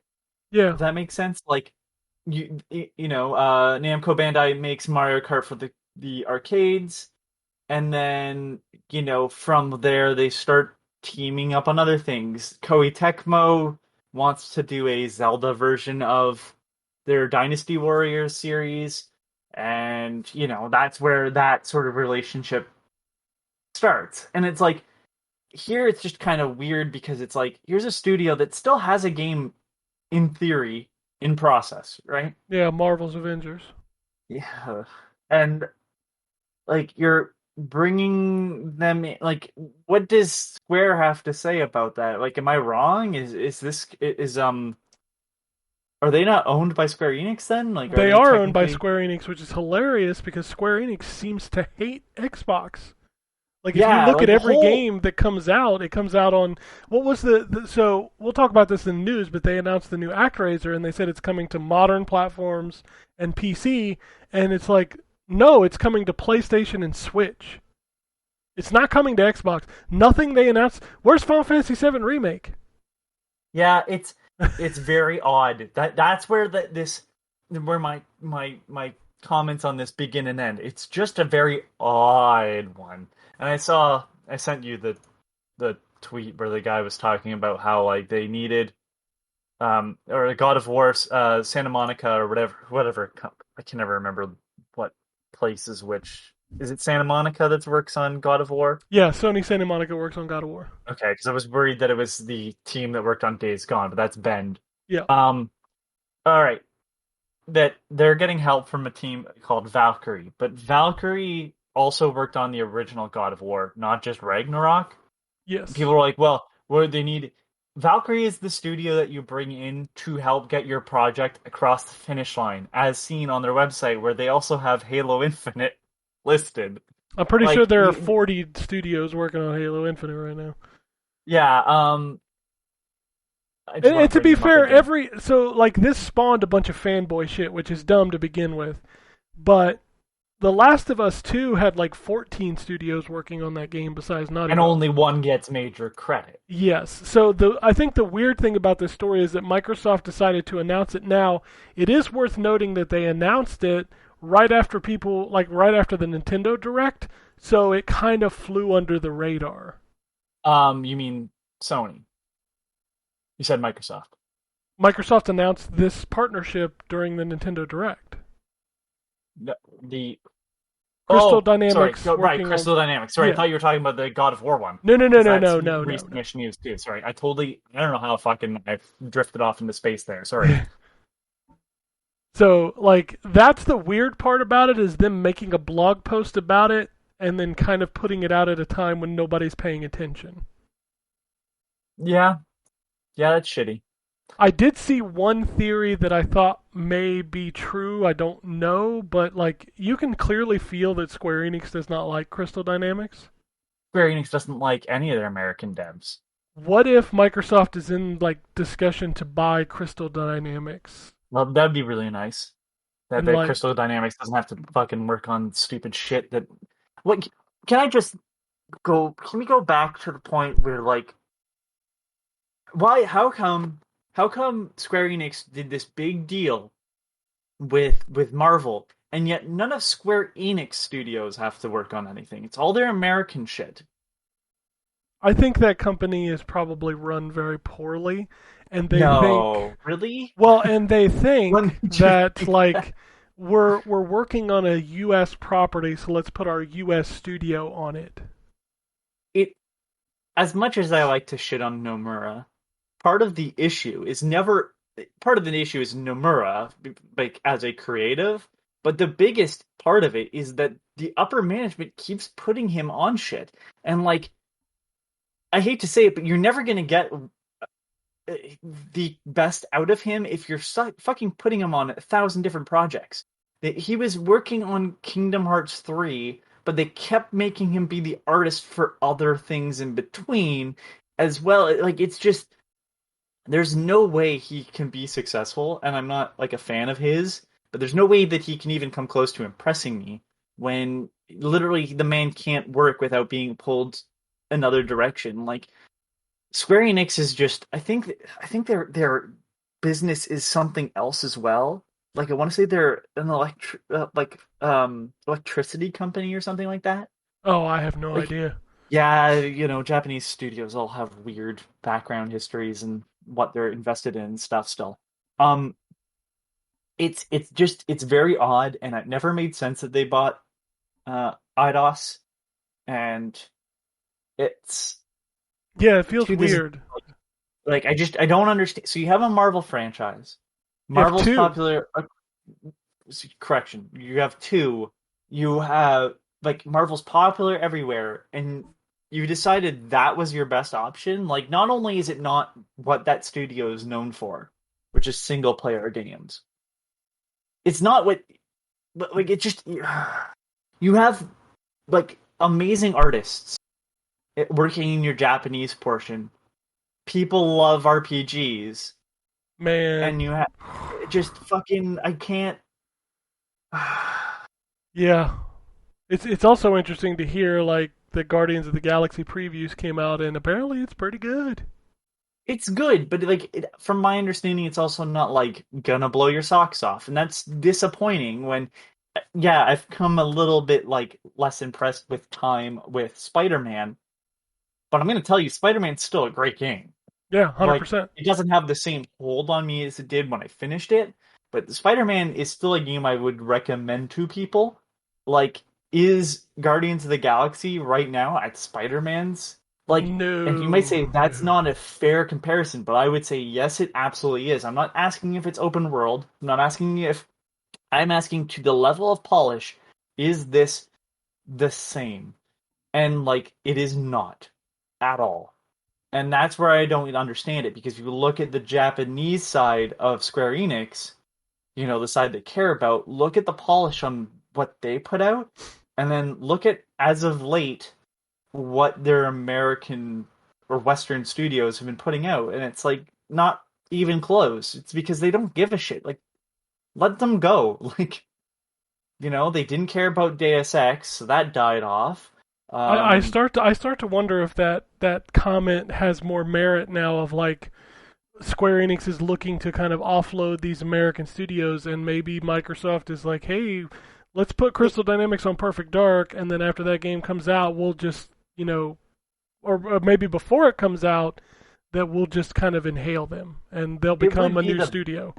It would be the best for... It'd be the best for Crystal Dynamics. And that's... Absolutely, because Microsoft would give them, free reign and money to make the game they want to make. Out of all the studios, like, out there working right now, they're probably my favorite, which made Marvel being what it is. Before even talking about the quality of it, but being what it was going to be, which was a shitty Destiny clone, or even if it was a great Destiny clone, a Destiny clone, that type of format isn't for me, and it was like, and also not what the studio is known for. Like, Rise of the Tomb Raider and the Tomb Raider reboot are fucking great games. I can't speak to Shadow. I know that's not the same studio though.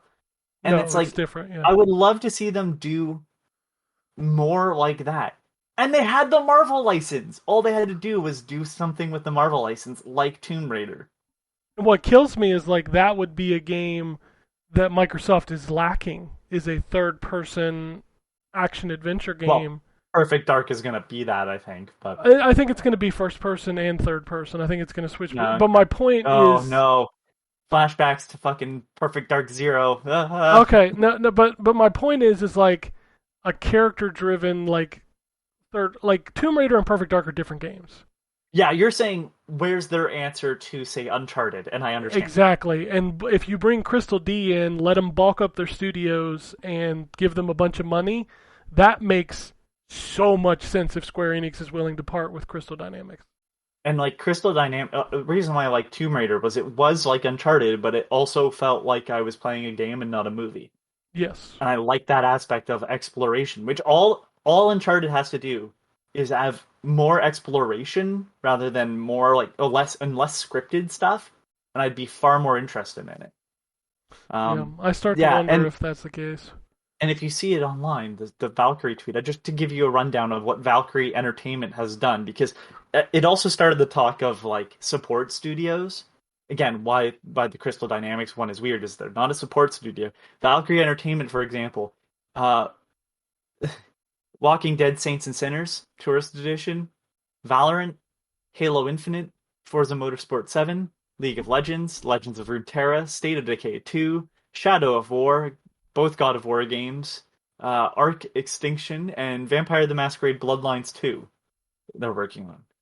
Like, you know, this is nothing new. Like, the support studios is just, they're in the credits as you scroll through, and it's like not that studio that you think made the game. But they're not on the box. Sumo is also one that used to be a support studio. Yeah, and they proved their worth, and they got to make their own games, and they were good. And now they're doomed. Yeah, I'll give you one last tidbit to this rumor. The former head of Crystal Dynamics is now the head of the initiative. Oh, wow. Yeah. Okay. I like that, though. That's good. Yeah, so I don't know. We'll see what pans out. I don't care. Get Perfect Dark done. I want to play that game. All right, let's talk about this Nintendo Direct, because, oh boy, there's a lot to talk about. Let me check off the little things first. They announced the Shadowrun trilogy coming to Switch next year. Disney Magical World 2 is coming to Switch. Yeah, okay. I didn't even know there was a Magical World 1. I didn't either, but apparently there is. Chocobo GP. All right. That's a thing. Deltarune Chapters 1 and 2, which I saw also launched on PS4. I think you launched it pretty much anywhere Deltarune Chapter 1 was. Yep. Dying Light, like special edition coming this fall, and Dying Light 2 is coming to the Switch via cloud. It'll be out in February. I don't want to play either of those games on my Switch. Dude, I saw the trailer for Dying Light 1 on the Switch, and I was like, oh, that's ugly. That being said, if it's the only way you can play it, play it. That's Absolutely. Voice of Cards was announced, which is from Square Enix. It's a new card RPG with Yoko Taro. Yeah, I was going to say, here's my response to the trailer. Huh. All right, this is kind of interesting. I'm into this. This is very different. Man, this music sounds like Nier. Yeah, it very much Nier music. And as soon as I see the names pop up, like, I'm pretty sure the composer was in there. I'm like, yeah, that would explain it. Yep, and then there's Yoko Taro. He's working on a card RPG. Okay. KOTOR coming to the Switch. That was weird to see after the response, after Sony's announcement. Yeah, because it's not the new one; it's the old one. So okay. Super Mario Party showed off a couple new stages. Mario Golf got an update with 2 new courses and characters. That was shadow dropped. Splatoon 3 got a gameplay trailer. Looks like Splatoon. But it looks fucking even weirder. Yeah, because they got the mammalians. Is that what they're called? Yeah, but like weird, some dark, weird. Like if this wasn't Nintendo, I'd say like Cthulhu sort of shit. Like the noises it was making and stuff. I was like, I don't know what the fuck's going on. This is creepy. Splatoon is a weird Nintendo IP for me at this point. There's already 3 of them, which is crazy. Project Triangle Strategy got some updates, feedback on the demo. The game is now just called Triangle Strategy and will release in 2022. Why do they even call these projects if they just keep the name that they named the project? Because it allows them to change it if they want to. Right. ActRaiser, excuse me, Renaissance was dropped, and I've heard that game is shit on the Switch. I've heard the best thing about it is the soundtrack, but that's not a surprise because Yuzo Koshiro's back. Yeah, but I saw like they announced it at the Switch showcase. They didn't even say it was coming to other platforms. Like it dropped on the Switch for like an hour before it showed up on PC and PlayStation. And apparently that Switch version is a train wreck, like frame rate wise. So, new Monster Hunter Rise expansion Sunbreak coming in 2022. So more Monster Hunter. Castlevania Advanced Collection was announced and Shadow dropped. I have not had a chance to pick this up and play it yet, but I am looking forward to that. The Dracula X inclusion is weird, right? That's not just me. I think it's because it wasn't included in the other one. Yeah, but neither was Rondo of Blood or Symphony of the Night, but for some reason those games are still not on Switch. That is weird that they're not on Switch. There's got to be if some you're on kind another of console, yeah. Well, that's got to feel be like- an exclusive deal with Sony, right? Because that thing came out forever ago. yeah, So, like, does Sony just have like an exclusive license to Symphony of the Night and Rondo of Blood that no other consoles can get it right now? I have no idea, but it wouldn't surprise me. Yeah, that's a weird one. The fact that Switch has pretty much every game on the planet but doesn't have Symphony of the Night just feels like a weird thing to me. New Animal Crossing Direct and some content. The new Direct will be in October. They'll announce the November content there. The Roost is coming! Well, I'm glad you're excited. I know nothing about Animal Crossing, so. The final Smash character was not announced, but instead they are going to announce it on October 5th with a 40-minute Direct for just one And at character. At the end, he just, what's his name, just drops dead. Yeah, Sakurai. He's just going to Sakurai, pass out. Just, exhausted from all the work. All right, we're getting into the gritties. I got two more before we do the big ones. Kirby and the Forgotten Land was announced as a 3D platformer. Looks pretty good. Yeah, the first time Kirby gets to be 3D. Yeah. In a post-apocalyptic world, which is fucking weird. Kirby games look normal until you get to the final boss, and then the world starts to break apart, and then you're fighting some weird formless being thing. Hey, Kirby I'll games are play. fucked. I'll play a fucking 3D Kirby. Hell yeah. This was the closer, but I still don't think the biggest news. Bayonetta 3 showed off a new gameplay trailer and its release date of 2022. Hyrule Warriors: Age of Calamity DLC. Yes, I forgot to put that down because I forgot about Hyrule Warriors. Oh wait, I didn't forget. I pushed it out of my brain. All right, I got two stories left. Do you want to start with the Switch Online or the Mario movie? Let's do the Mario movie because I'd rather end positive. Okay. So Shiggy came out, which was a shock. Like I was shocked to see Shiggy.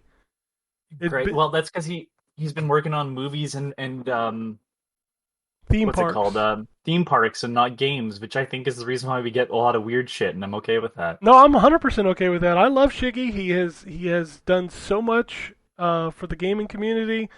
And boy, does he put his foot down on what things should be. Sure, he does, but he's earned it. Let's be fair, he's earned it.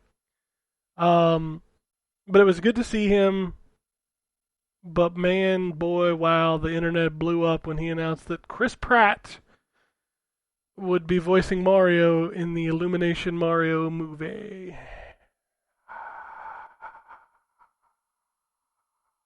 Okay. So, can we go over the cast?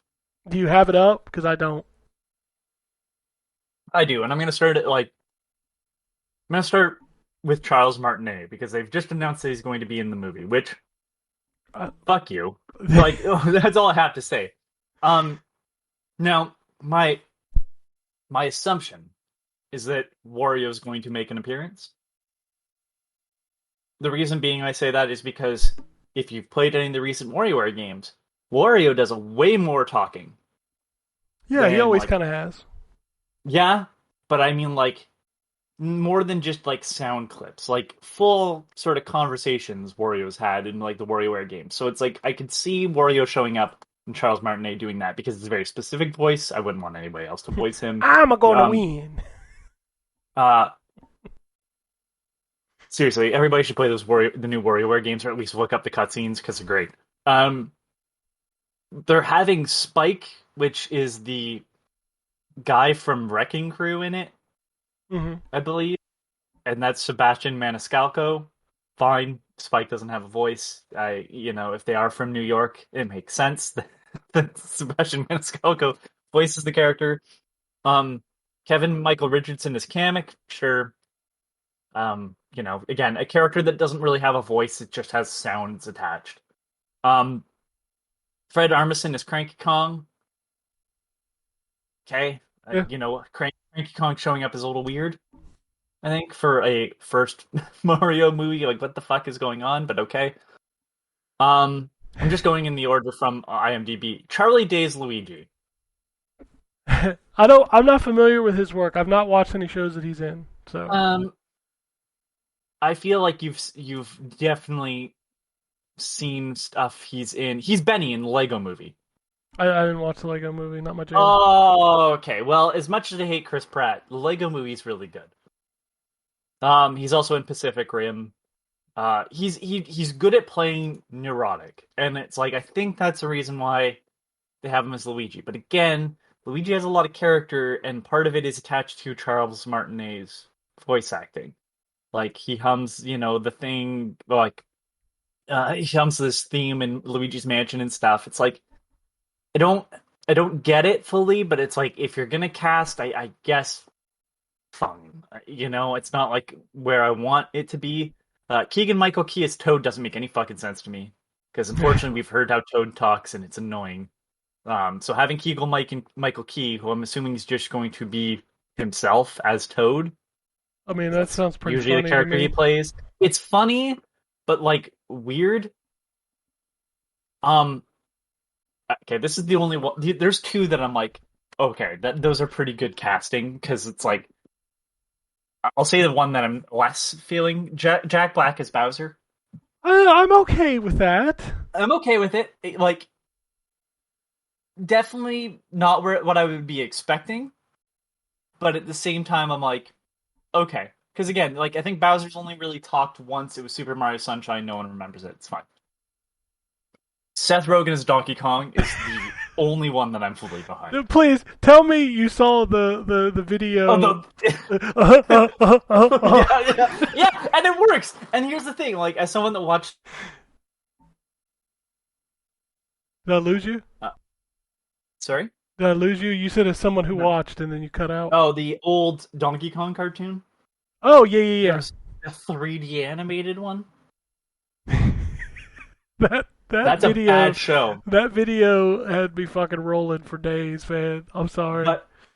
But like I could totally see Seth Rogen doing that character way more justice. And that's not to shit on the voice actor, he did what he could. But like good call. Anya Taylor-Joy as Princess Peach. I don't know is who weird. that is. King's Gambit or Queen's Gambit. Didn't watch it. Give me a second. The Vivitch. I didn't watch that either. The New Vivitch. I like how you call it the Vivitch. I'm not pronouncing it which. You know exactly what movie I'm talking about if I go Vivitch. Yeah, I know what that movie is. Yeah, I'm trying to think if there's anything else. There's in Peaky Blinders. Anyways, it's a weird call. It's not like I'm against it. But it's like Peach is another one where it's like like she has a voice. It's very iconic, but it's like I'm not going to be like, oh no. Oh. But Mario. Chris Pratt as Mario. Chris Pratt is the prime example of why when people get upset about like why do all the roles go to white guys, what they're saying is why is Chris Pratt Why do all the still roles getting fucking starring roles? Why do all the roles go to Chris Pratt? Look, I'm gonna be right up front about this. I don't have a problem with him. I love Parks and Rec. I liked him in the Jurassic Park movies. He did an amazing job in the Lego movie as Emmett. I've seen clips. I've not seen the movie, but he did a good voice work. Here's the thing, though, and this is where I go. This is where I have a problem with Chris Pratt. Nothing Chris Pratt does couldn't be done by a million other people. Sure. Like, there's nothing special about Chris Pratt. he is not the reason why any of it's good, in my opinion. Like, Emmett is the only time I'm like, okay, yeah, that's a good... But is it... I don't know why I can say that's the one time. Everything else, I'm like, yeah, there's a billion different people that can do this. There's a billion people that could probably do it worse, type of thing. Like, you know what I mean? Like, yeah, there's people that can definitely be worse than Chris Pratt. But it's like, I used to feel this way about Mark Wahlberg, but like, Mark Wahlberg has some range. You know? He like, has he'll do the angry and comedic stuff. confused. Angry and confused if he needs to be, but he'll be the comedic actor if he needs to be. He'll be the action star if he needs to be.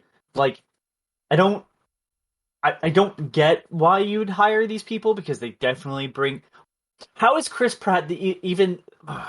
Do you want to know? Do you want me to give you the answer to why it's Chris Because Pratt? he brings in people apparently, but I doubt that. Exactly. I just what I've never heard like, oh man, I need to see that because Chris Pratt is in it.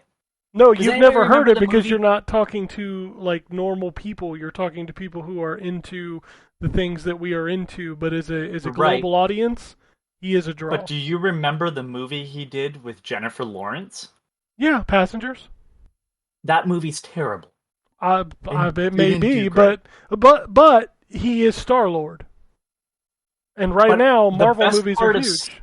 Yeah, but I feel like this is also somebody, like, some executive not understanding, like, a lot of Star-Lord and a lot of that movie is based around the writer-director of it. 100%. I'm not saying it's not. I'm not saying that Chris Pratt It's like- has not rolled into stuff that is good because of who's making it. It's kind of like, I think, the realization of Johnny Depp, where people are like, is he good, or is it just kind of like who he works with? Well, he's weird. I don't know if I'd say good, but he's weird. Right, but it's like, he had, like, What's Eating Gilbert, great. I know he's not the standout role, but he's good in it. He's And it's excellent like- in that movie, yeah.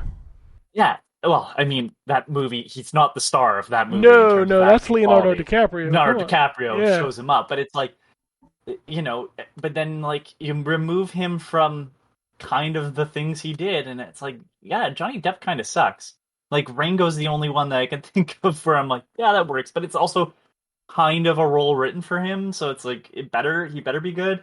It's just like, that's how I feel about Chris Pratt. It's just like, I get it. Like, yeah, I'm tired of kind of seeing the same people in fucking everything. And Chris Pratt is in fucking everything. I mean, that's the way it's going to be for a while. And it's just like, you're having Charles Martinet on board. You can't tell me that Chris Pratt couldn't play someone else to bring in the audience, you know? So let me Like- let's finish this conversation with this question. Who would you have picked, and do you think Chris Pratt will have an Italian accent? Do I think he'll have an Italian accent? No. That's my biggest. Honestly, I know that sounds really bad, but like I see everybody kind of being themselves, except Jack Black, who will be whatever character Jack Black wants to be that day, which is some version of Jack Black, of course. But Fred Armisen will do something. Fred Armisen's fucking weird.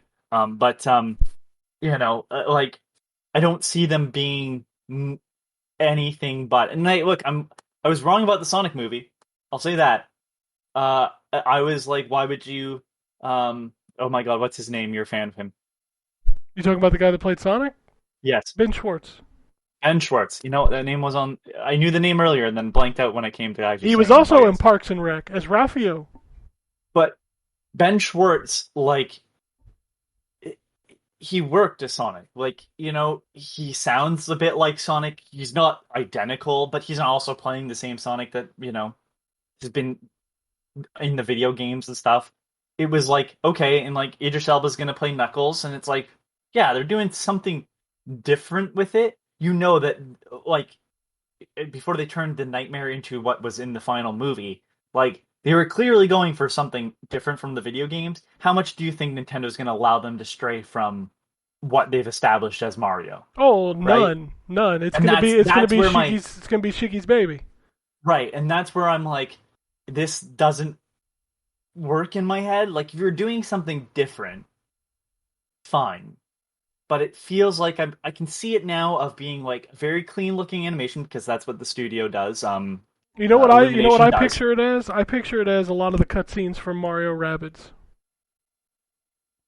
Yes, but Mario doesn't talk in those, and I think that's the important part. And I know this is a weird thing to suggest, but I said it when it was announced that I had faith in this because what is Illumination known for? Despicable Me. Minions specifically, right? Yeah. Minions was the runaway hit. What do the Minions do? They vocalize very little. So when I was like, Banana. oh, they're doing a Mario movie, that's perfect. They know how to work with characters that don't vocalize too much. Right? Yeah, you could have Anya Taylor-Joy be Princess Peach and Jack Black be Bowser and all that stuff because they're gonna have to deliver it. But I'm like, you leave Mario and Luigi, do their thing that they did from like the Mario and Luigi games where everybody else talks and they kind of just gesture and people get it. Like, yeah, they're gonna have to say some words, of course, but like nothing too major. And I'm like, that would have worked because this studio knows how to do that well. What if now this I'm is like, what the fuck? what if this is Chris Pratt's Willy's Wonderland role? No. No, listen, Nick Cage is on a different level of a human being. Nick Cage at one point in time was probably seen the same way I see Chris Pratt, right? But Nicolas Cage is out of his fucking mind. And that's the reason why Chris Pratt will never be like him. Chris Pratt's a little crazy, but not that way, more like religiously. Yeah, Chris Pratt is not taking his money and being like, you know what I need today? A dinosaur skeleton. And then having to owe the IRS a ton of money, so he has to be in like whatever random movie roles he can get. Like, but yeah, I that's where I just don't understand this more than anything. Like the Sonic movie, I didn't understand parts of it, but it's like, yeah, they're placing it in the real world. At some point, I have to like give them like I think it was a cop out to film it in the real world, obviously for costs, but like yeah, I was wrong about Ben Schwartz playing the character. But I'm not super familiar with Ben Schwartz either. But like, he sounds like Sonic. Like you put that voice on the not Nightmare version of it, and it's like, yeah, he comes off like I could see that being the video game character. And it's just I don't know, like Sonic hasn't had a consistent image, and Mario has since '96, right? Yeah. And Sonic has not ever had a consistent image of what he's going to be like. Well, the bar voiced in for the Sonic cartoon. is much lower than it is for Mario. Right. So it's like I don't know. This whole thing just seems like really not getting it because you can't even say that this is for overseas because like Chris Pratt visually I could understand being an overseas draw, right?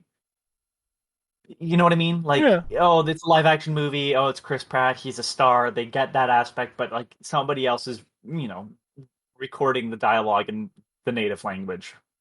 But you're not going to see Chris Pratt. So what's the fucking point? Like that's where I'm like, I don't fully grasp that, and I'm sorry, but I have way too much faith in people that is not the reason why they go to movies. They go to movies because, especially now that it's property based and not like original concepts. If it was original concepts, I could understand, but like this is not an original IP. This is a video game, and I just can't see that Chris Pratt is the draw and not Mario, because Mario is a more recognized figure than Chris Pratt, and I'm not doing that to shit on Chris Pratt. I mean that for everybody. Mario is more well known than everybody acting in the movie. Do these people need to be here? Whether I like them or not. And that's where I'm like, cost wise, like I just don't know why you'd spend the money, because it's like, Chris Pratt's not doing this for less than $1 million. Like it's just the business side of movies make no fucking sense to me. But Italian accent, part of me, listen, I'll apologize on podcast to Chris Pratt if he doesn't Italian. I think I need to put a disclaimer at the beginning of the show in the notes that says this is a drinking game podcast, and every time the word Chris Pratt is said, take a shot. Oh, it won't be after this episode. Just Yeah. It All doesn't. The whole thing's stupid.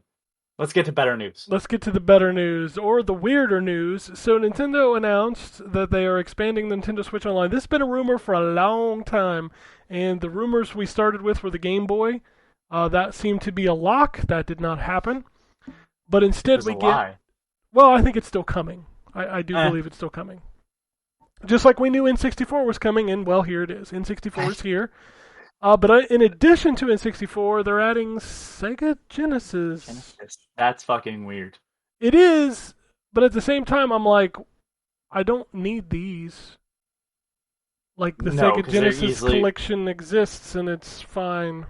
It's fine, yeah. It's not the best version of those games, but I'm also not going to tell you that they're unplayable. And they're the exclusive place, like, Switch is the exclusive place for Sega ages. Like, Okay. you got better ways to play Sonic? Like, I don't know. The whole Well, thing we'll- is just very weird. Yeah, we'll get into the details in a minute. I did want to bring up the controllers. So they also announced 2 wireless controllers for this, the N64 controller, which why would anybody want that over the Pro controller, and also the Genesis controller, which is $50. That Genesis controller is a ripoff. $50. That Genesis controller is a ripoff because I'm pretty sure you can get a Sega branded one from Retrobit that is basically the same controller that I think works on PC and Switch. So is the N64 controller that they re-released, is it going to have the shitty analog stick too?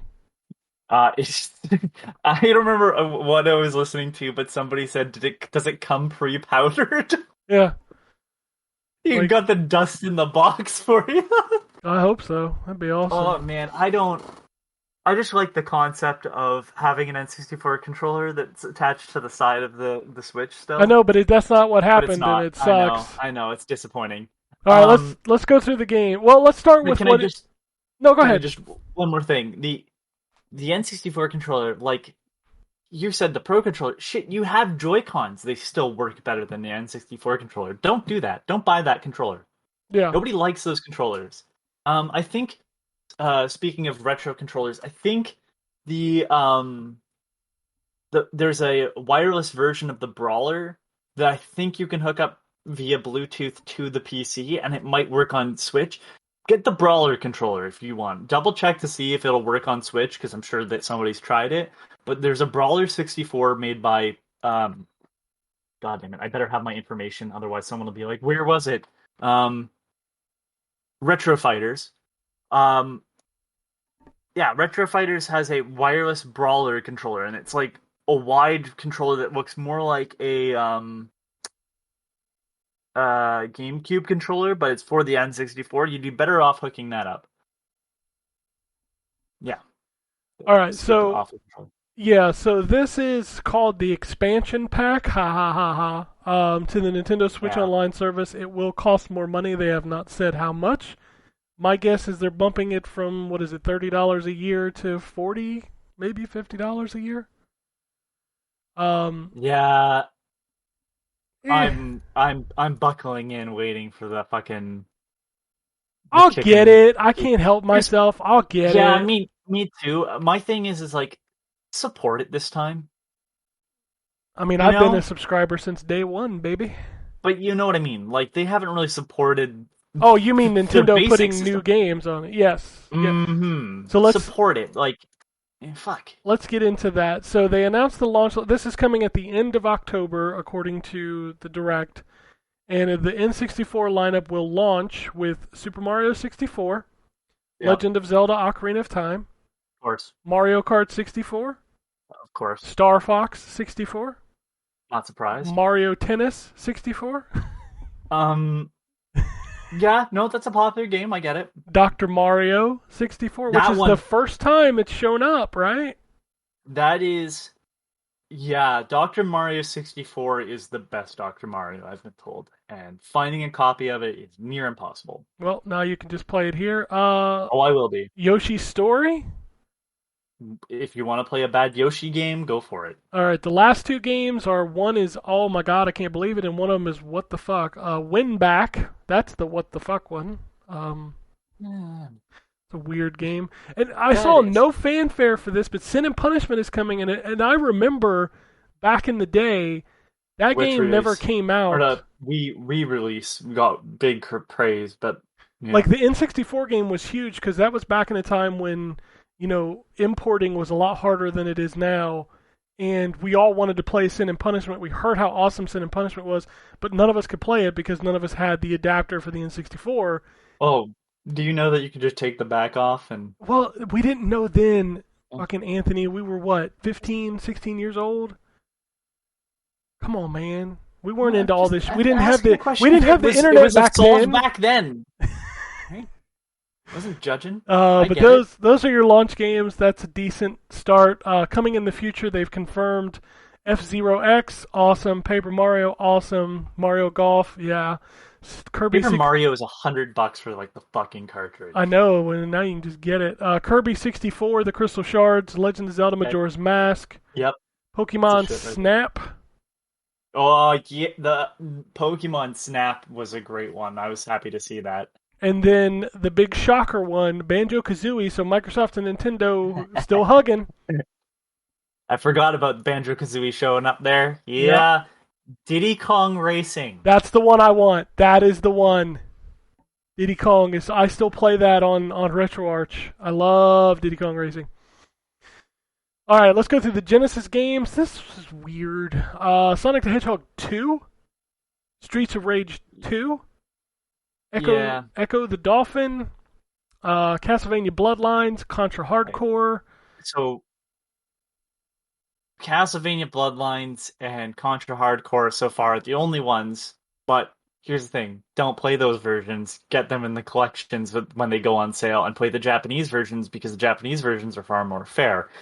Sonic 2 is available on fucking everything. You're better off playing the Sega Ages version.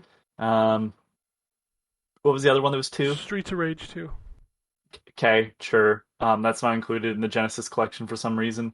Echo the Dolphin is not fun. No, it's a bad video game. It's creepy.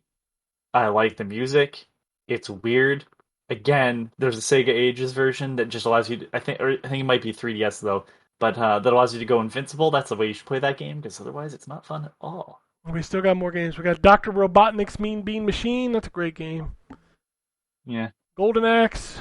It's Golden Sure. Axe. Gunstar Heroes, also Yeah. great okay, fucking then. game. Musha? What is Musha? I don't know what Musha is. Musha is, I believe, a shooter, but Okay. let me double check on It's an that. acronym Yeah. for something, according Yeah, to... so it's a top-down shooter, but I'm pretty sure this is one of the rarest Genesis games. Makes sense why it's here, then. What series is this? This was part of some company's. I don't know Musha, so I mean, I'm sure if you told me... It's not even I'm not even super familiar with it, other than like just the fact that it goes for quite a bit and it's kind of a cult classic. But Aleste, it's part of the Aleste series. Okay, I'm not familiar with that, but I believe you. Phantasy Star 4. Again, it's on the Genesis collection. You have 2, 3, 4 on Genesis version, Rice, and a speed up. yeah. Rice Star. Cool. Sure. I like Rice Star. It's fun. Shining Force. Shinobi 3, The Return of the Ninja Master. That's a good game. And Strider. It's such a weird combination. By the way, Musha for a cartridge, $330. I believe I will pay the Nintendo Switch Online expansion pack price. You want to know what the complete price is? I don't know if I do. $975. Ain't no game New worth price. $975. New price. $2,070. There ain't a game out there that I would pay more than $100 I can't recall for. if this is. I wonder if this is one of those Blockbuster rental things. Oh, yeah. Like the other. What's the one that was on Pagane? There's two N64 ones. There's Clay Fighter and Indiana Jones. Neither of those games are good, but yes. No, they're not, but if you had the cartridges, which I do, in storage, I there thought was you got rid of Clay Fighter. Maybe I did. Fuck, I don't I think remember. you traded it into EV Games or GameStop, and I was like, "You do know how much that's worth, right?" And you're like, "Yep." I'm Yeah, like, "All no, right." I knew what all the cartridges I had are worth, but see, Anthony, what they're worth and the Trust me, space they take up I'm is I'm at that point in my yeah, life. like I'm it's like, just yeah, so I can get the new thing for cheaper, or I can hold on to this crap forever. and I can still play the old crap, so it don't matter. You know, it's like Yeah, like I I got rid don't of collect to collect, I collect to play. So and I got rid of Perfect Dark on the N64, you know Doom on what? the You know the one that N64. everybody cried foul at me for getting rid of were the Mega Man X games on the Super Nintendo. I got so much in trade for those. Like people go nuts over I, those, and I'm like, dude, I can I, boot up my I like Xbox and play I, X1, 2, and 3. I like those games, but I'm sorry, I don't understand the love of those games as much as everybody else. But I realize that I'm also someone that loves Battle Network, and so someone's gonna say that to me. So it's like it's whatever you I grew up like with, the I'm X sure. games, but none of them are worth the Not hundreds of hold for dollars. exactly. Like it's like if you own the what is it, the later Game Boy Mega Man titles, it's like you can get those on the 3DS for like $5 a piece, if that. Dude, you can buy the Mega Man X Legacy Collection on any current platform for less than $20, and it has Yep, fucking all of them. 5 of those games. Well, there's 2 X collections. So I think the Oh first one's right. 1 through 5, and then the second Well, one doesn't is it 6, come? 7, and 8. That's because I bought mine physically. That's why. Yeah. Because it comes with both discs in the same Yeah, it's 2 in executables on my Xbox. But like I two have all discs. I'm those pretty games sure. installed on my Xbox and I can just play Mega Man whenever the fuck I want. Like I don't have to spend ridiculous amounts of money and then plug a cartridge into a machine that's not even hooked up to my TV right now. Want to know where I'm at? I just walked over to the wall. I'm like, yeah, I think it's two discs. Let me just open it up. Like, it's still sealed. Oh my god. Oh, let's see. Ah, This is I that's don't where I'm at. That's where why? I'm at. Why buy stuff that you're not going to even open? Because I want to play it. That's the thing. The reason why I've been getting rid of stuff is like I have it again somewhere else, and I'm gonna play it there. Like, why would I play Doom 64 on the N64? That'd be fucking mayhem. Yeah, I'll don't do just play that the because PC then version. you can just Perfect Dark, yeah. same thing. Jet Force Gemini, same thing. Got a better place to play it. Star Wars Episode 1 Racer, goodbye. Have better places to play it, like on my Switch or PC. Um, there's another N64 game that I got rid of that I clearly don't remember. I think that speaks volumes. Yeah. But it's just like a lot of stuff like that where I'm just like, I'm not gonna play this version. All So right. We're done with the news. We're running deep in the show. We still have to do the contest. I got 2 emails, no tweets, so I'm going to read one email. perfect. The other email is from Iwakara. I'm going to wait till everybody's back because it's got some wrestling and other stuff in it, so I would All right, like more people perfect. to be there. I'd like more people to have like gagging sounds in the background as they go, "Oh my god," you bring stuff up. So yeah, All right. perfect. The email that I'm going to read this week is from Antonio. It's says first and foremost, Kana is really good. Like I'm going to platinum this game good. Oh shit, I forgot to talk about this, but he says I played the Halo Tech preview and it felt really good. Not much of a multiplayer guy, so I'm hoping the campaign is good. Yes, Halo Infinite feels so good. I played that this weekend, and oh my goodness, that game. I'll play it when it comes out. Yeah, That's where I'm at. I only played like 3 matches. I'm like, this is all I needed to play. I just needed to know how it felt. I know how it feels. Cannot wait. They have nailed the feel of that game. Feels great. He says there was a lot of hoopla about the Crystal Dynamics announcement, and I agree that it was overblown because big games are always made with help from multiple studios, but I don't understand why an announcement was needed. Just seemed odd for an announcement. Agreed. And then his last... That could be an investment thing. That's the only reason why I could think of. Yeah. Lastly, he says, sorry, Ken, but Five Guys burgers are average and way overpriced. Yes! I do enjoy their fries immensely, though. I had Indian food for the first time, which was a basic curry and a type of bread called butter naan, and it was delicious. I can't. My wife eats Indian food, and every time we get it, like my house just reeks. Oh man, but it's a good smell. No, it is not. It's so. Depends on the curry too. Like the curry smell that you have, like that totally is dependent on like what type. I mean, what does she get? Some kind of chicken. I can't remember what it is. Buttered? No, it's Nope. fuck. I can't remember. I order it all the time, and I can never remember. But I know she always gets garlic naan. So, but yeah, I like the smell of Indian food. The texture of Indian food is a totally different I thing. need to go That's back just to the me with first weird. sentence of this email of this paragraph of that Five Guys burgers are overrated and He's overpriced. correct. No, Overpriced, not so much, but overrated, absolutely. no Ken. freaking way. Those burgers. Ken, are- they're boring fucking burgers. It's just fucking ground beef in a fucking bun. That's What- fucking good burger. There's no taste. Oh please, there's plenty of Spice taste. in the fucking Oh, it's meat. delicious. Oh my god, it's just fucking you wouldn't put that in a taco. Ground beef. You would spice it. There needs to be some flavoring. It's a hamburger, not a taco. But my point still stays the same. The meat is boring on its own, and that's what their meat is. There's no flavoring to it. I'm not looking for fake smoke. I'm looking for a little bit of spice of some sort. Y'all motherfuckers need to appreciate the beef. Because beef is delicious. The beef isn't the problem. It's the fact that that's all that there is. Oh, that shit's good. Oh, fucking you disgust me. Nah, y'all fucking disgust me with your No, hatred of you're Five wrong. Guys. Yeah, I'm not. It's not that I hate it. It's just that, like, because you're in the same boat as me. I know you don't put a ton of shit on your. I don't put burger. anything on my burger but cheese, but I love the taste of burger. And when burger is But it's quality, like, it tastes it's good. That's not the taste of burger. It's just the taste of fucking ground beef. What do you think a burger is? It's ground beef. It's something else. Other things. No, it's This is- delicious. Oh my god! You'd eat boiled chicken and tell me it's fucking great. Get the fuck No, I don't outta like here. boiled chicken. I like No fried one, chicken. Ken, no one likes boiled chicken. You know what though? A lot of people Broth? like Five Guys. Okay, but they also get stuff on their burger. You and I are in. Like, I know a people who standstill don't get because stuff you on their don't- burger that like Five Guys Ken, burger. if they tell me that it's their favorite burger, I'm going to assume that they've only ever eaten Five Guys or No. shitty McDonald's burgers. No. Or God bless them if they have, but like tried to eat a Whopper.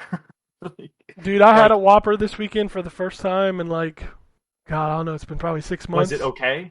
It was actually okay.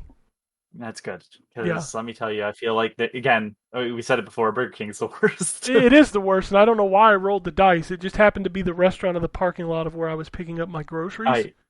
I understand that completely. That's the reason why you get cheap pizza. Like I'm not like ever in the mood for like a Little Caesars hot and ready, but I'm like it's on the way home. Man, I and wish I can had walk one on the in way and home. get one. It's so. literally an hour trip for me to get a hot and ready right now, and that's just not worth it. Oh yeah, no, not worth it at all. But like, yeah, I'm sorry. It's just like burgers are. There's so many better places to get burgers, and I'm like that are actual restaurants, not fast food. But like, I'm sorry, that's just a very boring burger to me.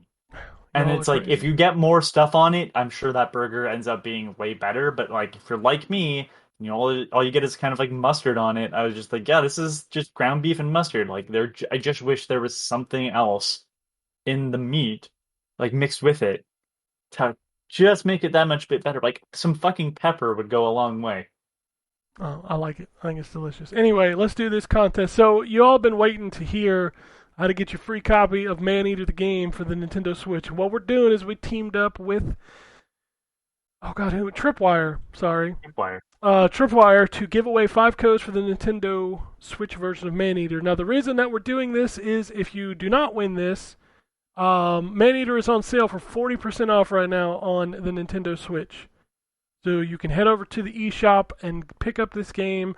I just started playing the Truth DLC. I know, Anthony, you 100% of this game. I think I'm damn near close to 100%. I have not played the Truth. That is not on Switch right now. That might Yeah. come in the future. I'm But sure that it'll Switch be there. version is the Switch version's just the base game, and honestly, like as far as ports go, it was very good. Like I couldn't tell much of a difference between. I'm obviously playing on the original Xbox One. But I couldn't tell you what the difference was between the Xbox One version and the Switch version other than a couple particle effects. And honestly, it felt more like a stylistic difference than a like full-on like just graphical fidelity issue. Yep. Like, it is a good port of this game. And it's a good fucking video game that you should play. Do you want to play Tony Hawk, but instead you're a shark jumping out of the water to grab license plates? Then guess what? Man-eater. You can eat seals and fucking people. This game is rad, and you should play it. just the thought process of doing the scrunch hop across the shore to grab people run away is still the best so thing. check this out. In the DLC, there's these towers that like are tracking you. So you have to grab people in your mouth and throw them at the towers to take the towers down.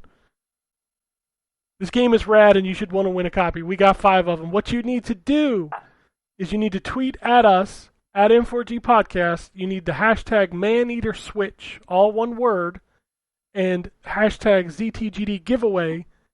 And Anthony, you tell them what they have to tell us in this tweet. You need to tell us what Hall & Oates song would make a good game.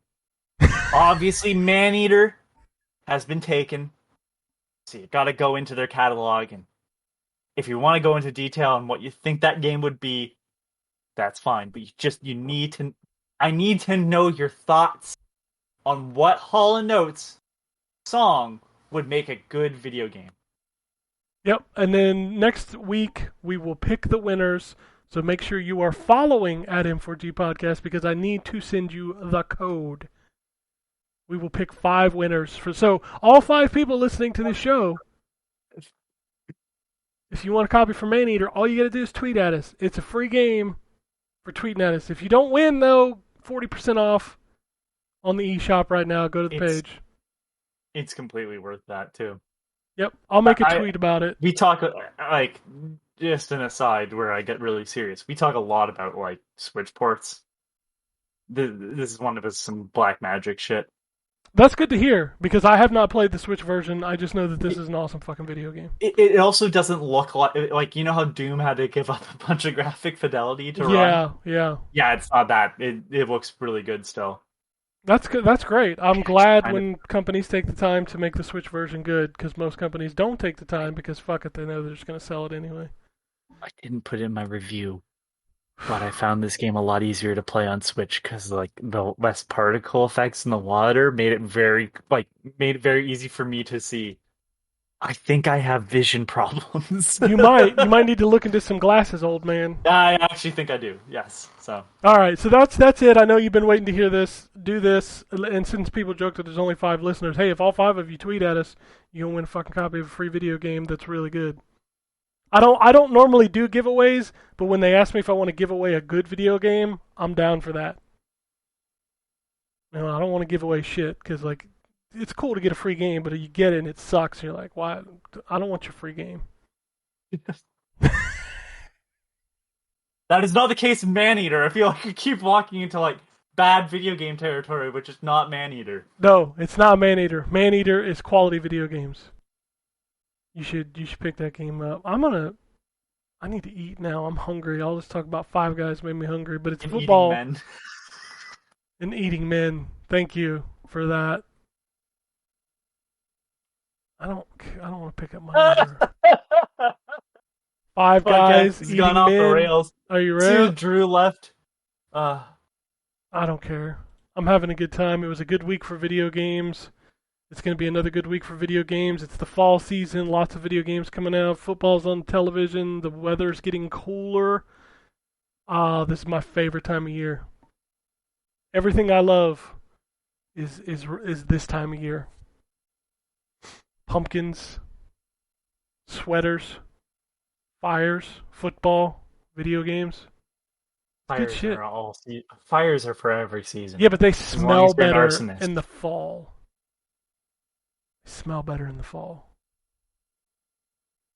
Anyway, that is the show for this week. If you want to send us an email, it's podcast@ztgd.com. If you want to tweet at us, it's at N4G Podcast. If you want to follow us on Twitter, Drew is at DML Fury.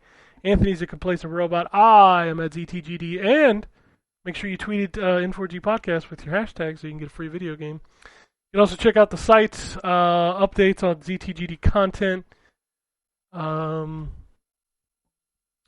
Phoenix Downs Diablo 2 starts this week. So they'll be talking about, going back to the cow level. Maybe. Diablo 2. I don't have anything else. I'm hungry. I don't know why my email just popped up. So unless you have anything else, we're going to get out of here. Peace, bitches. Alrighty. And it goes something like this. Epic fail.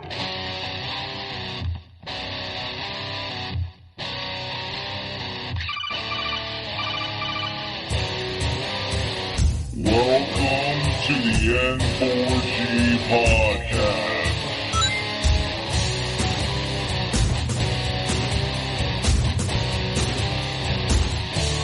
Oh, you can...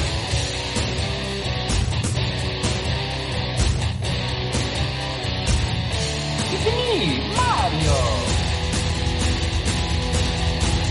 $0. This is going to be a very interesting episode.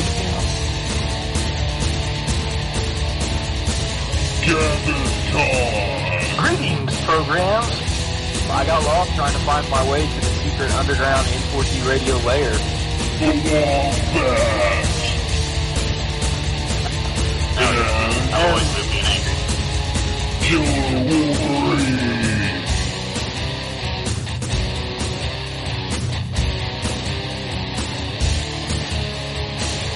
Play games, not consoles. No fanboys allowed. And then I killed the dragon. 8.0. Killed the dragon.